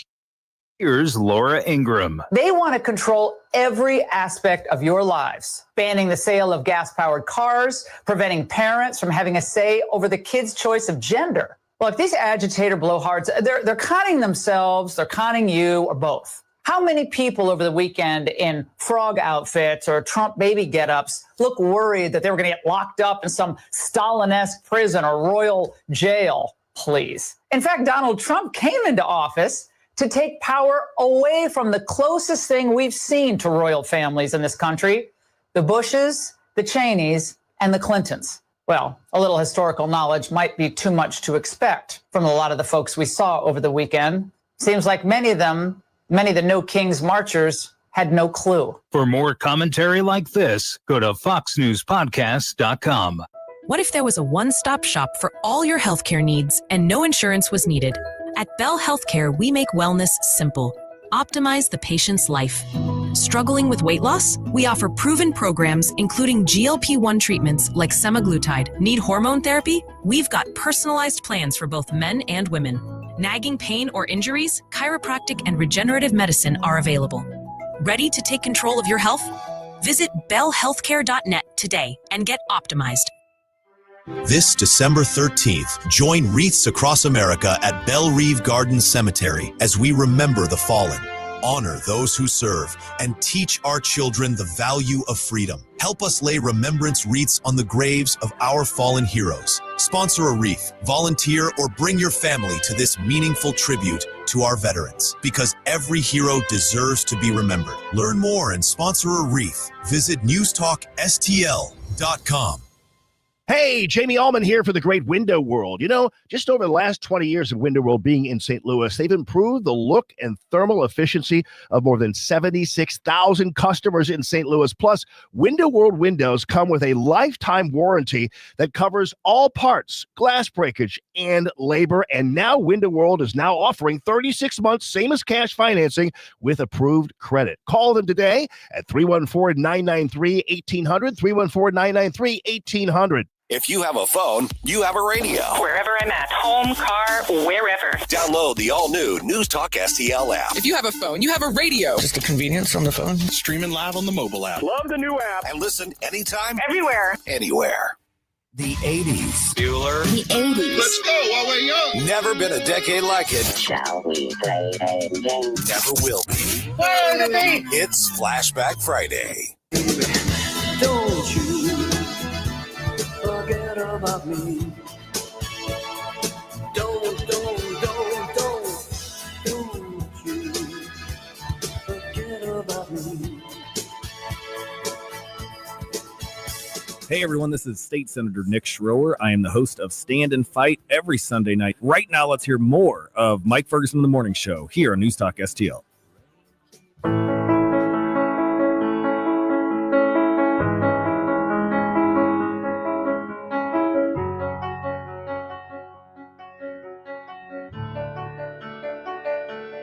Never mind, I'll find someone like Gabe Phifer. I wish nothing but the best. Oh, Gabe Phifer. don't forget me. I think I remember you say sometimes it lasts and loves, but sometimes it hurts instead. Sometimes it lasts and loves, but sometimes it hurts instead. Even Adele getting Even Adele's. Okay, all right. Thank you, Adele. You guys have been serenading me all morning with these things, and I'm loving every single one of them. Okay, so we're getting some questions and comments, but I actually got you a gift. Okay, so I was not expecting a gift besides the sweet treats that that's right that Michelle left. And you can see that it's got all of the like regular dude wrapping effort. That Well, yeah, exactly. Which just means it's still in the Amazon package. Yeah. All right.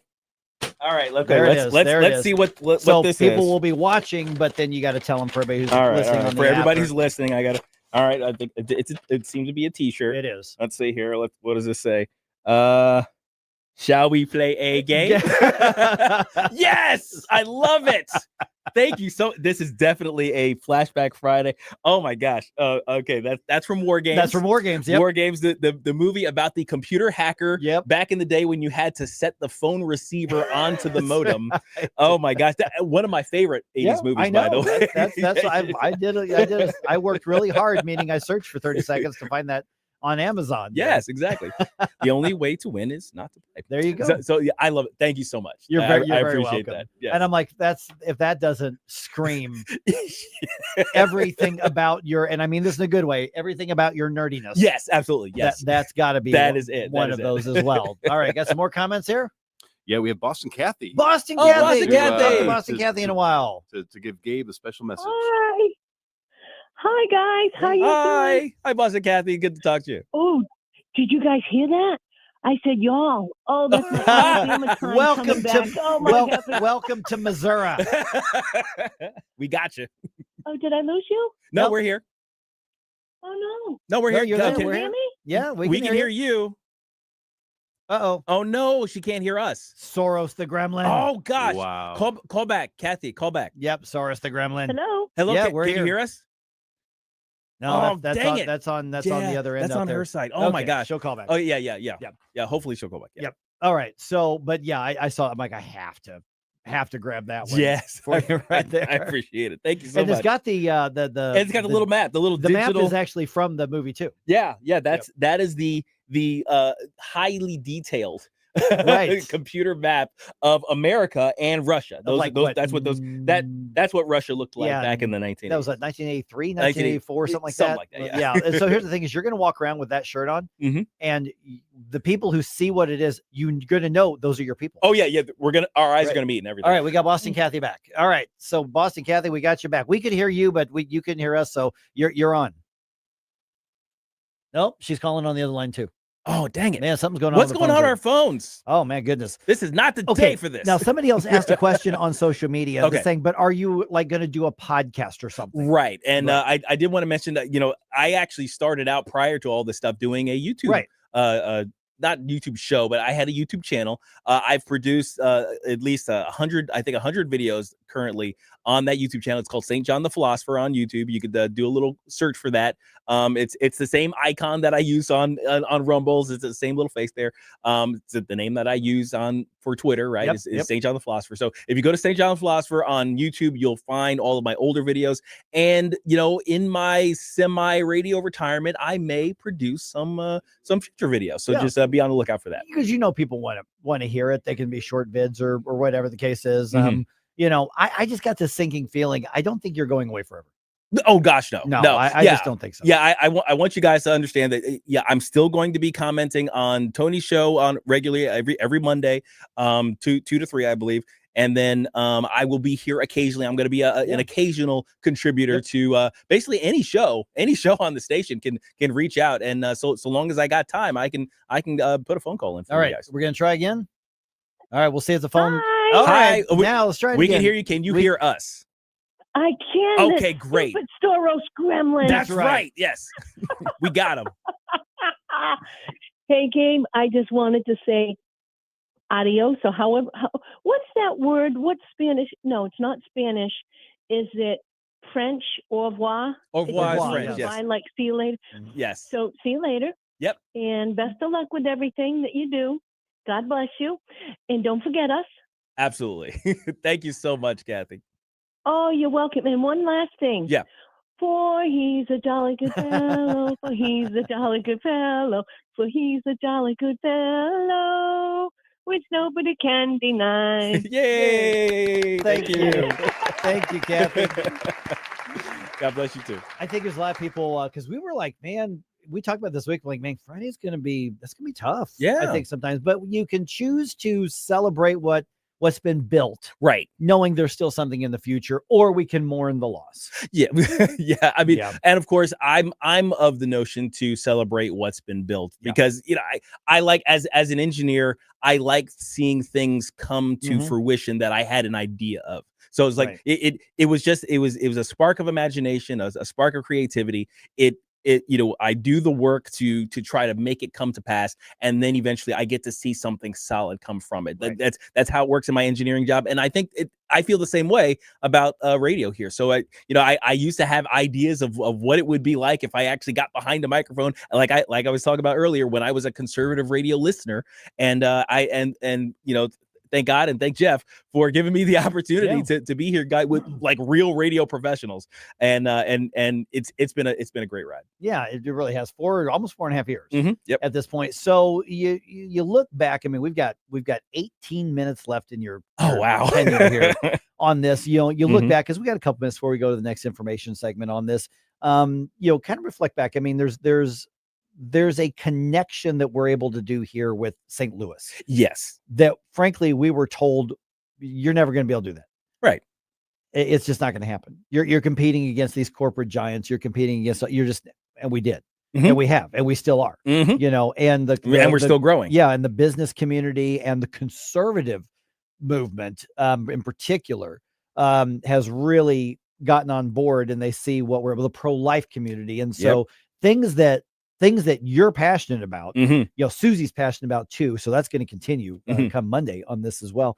But it has been the most organic media thing I think I've ever been involved with. And I mean, I'm still going to be involved with it, but Sure. it's been easily the most organic one so far in my almost 30 years of maybe 30 years. Yeah. I mean, when you think about something like the Kofifi dance, right? It's like, where did that come from? It's like, it's not as though we scripted that. It just happened. It just happened. I don't even remember exactly what it was. It was, I think Ken had put together that particular music bit with the Trump impersonator. And for some reason, as the kind of the YMCA song was kind of playing in the background of that voice, we just kind of started bouncing around with our coffee, and somebody named it like somebody among you there in the Rumble chat, somebody named it, and it became a thing. It became a tradition for this show. So, that's a sort of organic creativity, the organic construction that has built this show, and I think this radio station, and it's going to continue on in the future. I'm sure of it. Corporeal Being says, Gabe is kind of my brother from a different mother. He has represented us manly Christian conservative geeks. I can't think of anything substantive we've disagreed about. He will be missed. Godspeed, Gabe. Awesome. That's so good. Now, I'm pretty sure that we disagree on whether a hot dog is a sandwich. but yeah, probably on the big issues, we probably align pretty closely. You guys are my peoples. Hot dogs or tacos? Oh, there's a third choice has arisen. Another controversy on his last day. That's how I do. I just drop bombs and leave. Troublemaker. Oh my gosh. Shall we play a game? Now, we do have some amazing weekend comments or shows coming up. So St. Charles Patriot Radio with Senator Nick Schroer and Representative Richard West airs Sundays afternoon at 1 p.m. Come see about me. I'll be alone. Dancing, you know it, baby. Tell me your troubles and doubts. Giving everything inside and out. And love strange. Simply Health with Dr. Brian Deloney. Are you ready to take your health to the next level? I'm teaming up with Coach Caleb Summers, a powerhouse in strength, nutrition, and deep health coaching. Together, we're going to show you how lifestyle and functional medicine combine for unstoppable results. So tune in. You're definitely not going to want to miss this.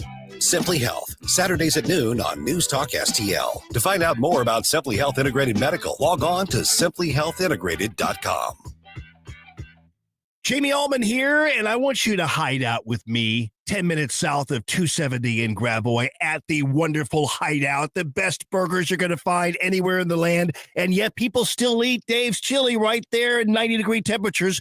Music every day, it seems, people, on the weekends especially, and dinners and lunch served every single day of the week. The coldest beer and the best staff you're going to find. The Hideout right there in High Ridge. I'm Missouri Attorney General Catherine Hanaway. When severe weather hits, scammers often follow.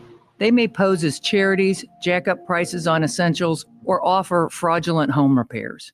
I'm committed to protecting Missourians from those scams. If you've been targeted or suspect price gouging, report it to our office at 800-392-8222 or online at ago.mo.gov. Paid for by the Missouri Attorney General's office. Tim Jones and Chris Arps in the afternoon. It's day 24 of the government shutdown. We'll ask Congressman Bob Onder at 420 if there's an end in sight. Tim Jones and Chris Arps. Weekdays at 4 on News Talk STL. Cause I know it means to walk along the lonely street of dreams. Here I go again on my own, going down the only road I've ever known. Like a drifter, I was born to walk alone. Hi, it's Randy Tobler here.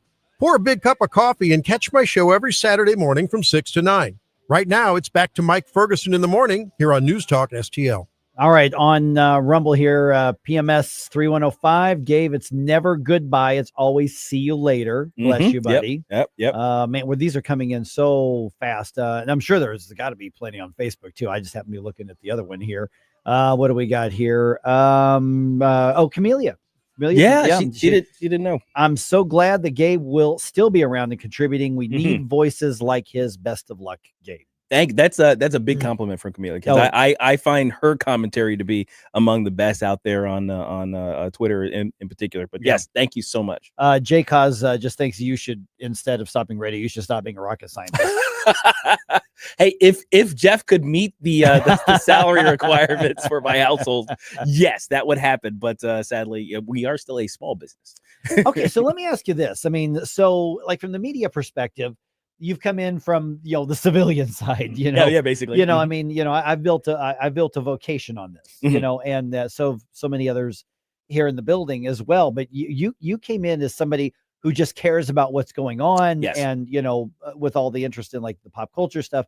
I mean, so what's your take on why we're going in such haywire directions when it comes to talking about these things? Because we get ourselves in trouble with our audience sometimes when we question the establishment of our own side, at the state level or the local level or certainly the federal level. And so we've had some spicy conversations, but I think we've been able to build that reputation that says we still care. We may disagree on a couple things. We question some activities because we've got these principles, but I think we've made it normal to disagree and talk about stuff. Yes, and it needs to be, and it needs to continue to be. If you've ever seen, and I talked about this before, there's a little sort of a cloud visualization of political thought on the left and right. You've got the blue dots and the red dots and the connective tissue between them, and they create little cloudy bubbles.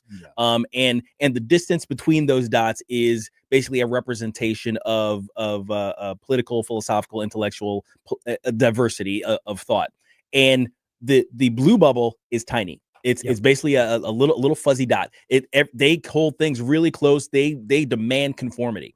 On the right, it's a much larger cloud. I think it's about 4 or 5 times the size of the blue dot in the scale of the analysis there. So we do have a diversity of thought among those who identify with the right of American politics. So I think we have to necessarily get good at disagreeing without being disagreeable, because we're on the same side, but we have how did Reagan describe it?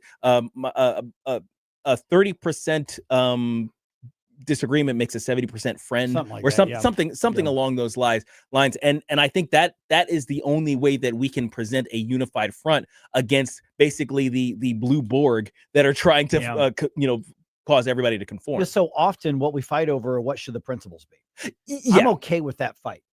Because I'm not going to violate my principles for any party or any politician. I'm not going to do that. But that's a good problem to have. There's this comedian I keep getting in my Facebook reels. He's like a leftist comedian. I mean, that's like his whole thing. Right. And he's really funny. Yeah. But when you were talking about that, I don't remember the guy's name. He's this like skinny guy with glasses, and he looks like he just looks like a soy boy leftist. But that's what his whole shtick is.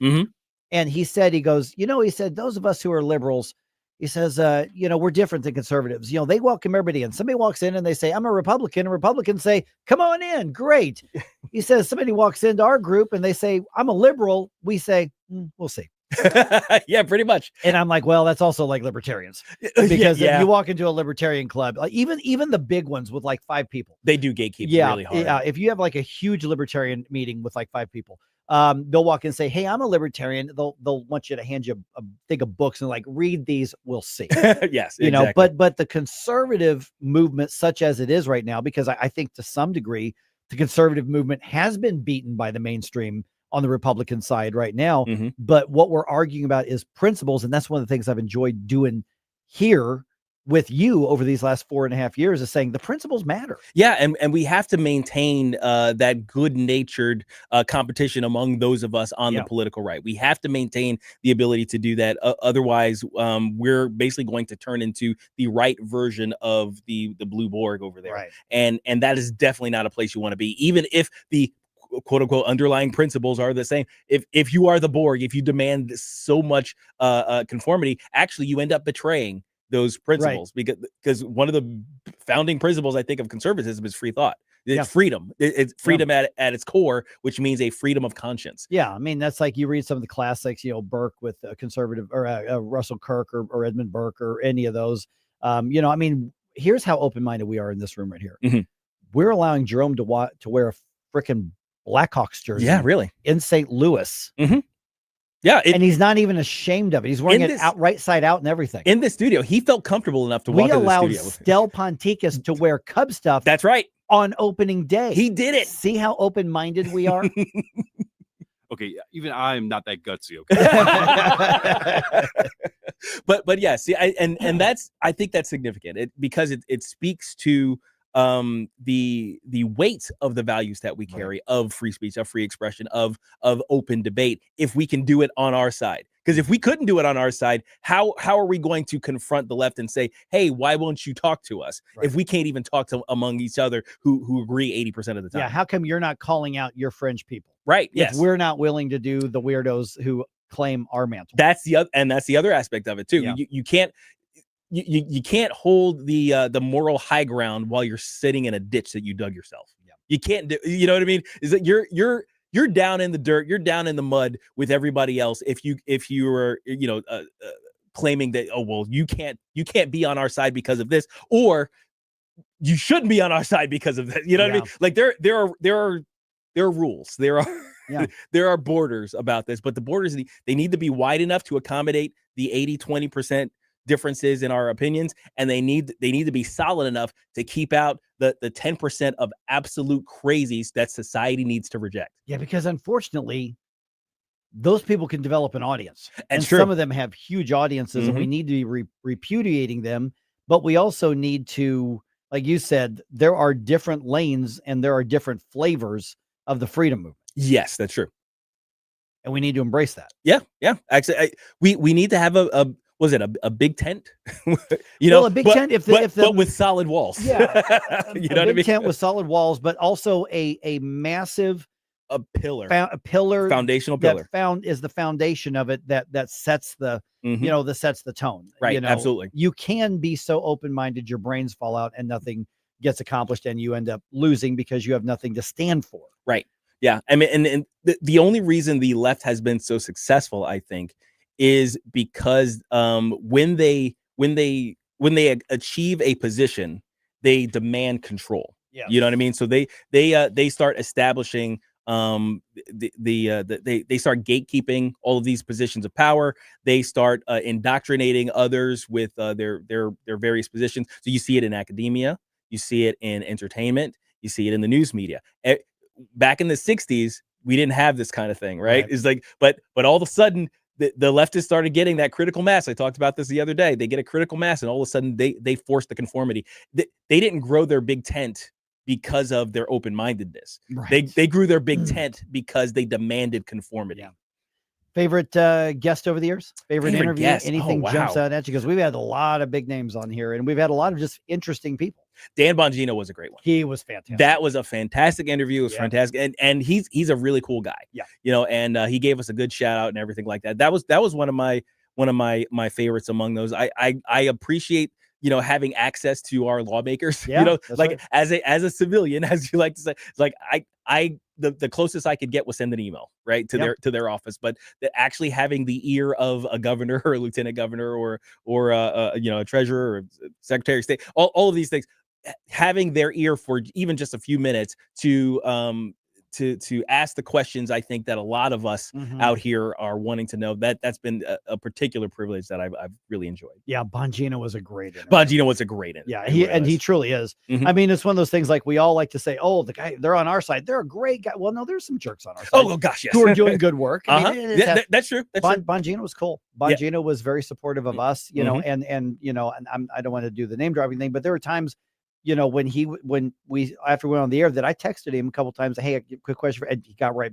We had a couple text conversations over the air. He didn't need to spend his time with me. Yeah, he had a media empire that he's since walked away from in order to serve in the FBI. But great guy. Bill O'Reilly's been very spicy when he's been on the show. Oh yeah, that's always. right. We He's had a been couple. fun. He's been good. I think he liked us. I think so too. Yeah. I got that feeling because he's notoriously prickly. We were warned. Yes. But he was just having fun with us. I Yeah. think he even stayed longer than he said he was did. going to a Yep. couple times. Yeah. Yep, he So did. yeah, well, that's just because we're awesome. Yep. Last 30 seconds. You get Oh the my final gosh. say. You get Oh the my final gosh. word, man. Well, like I've been saying, it's been a privilege. It's been an honor to be able to speak with you, to speak my mind, to be a part of this wonderful organization as it grows. Love you guys. Gonna miss you. Attention established cosmetologists. Ready to be your own boss? The Nook is seeking 2 talented professionals for a fresh start in your career. Get your own dedicated workspace with full creative control and endless financial opportunities. Just $150 weekly, plus 2 weeks of free rent every year to use however you want. And here's the best part. Mention NewsTalkSTL and get your 3rd month absolutely free. Your new professional home is waiting at the Nook in O'Fallon Plaza. Call 636-385-6665. All the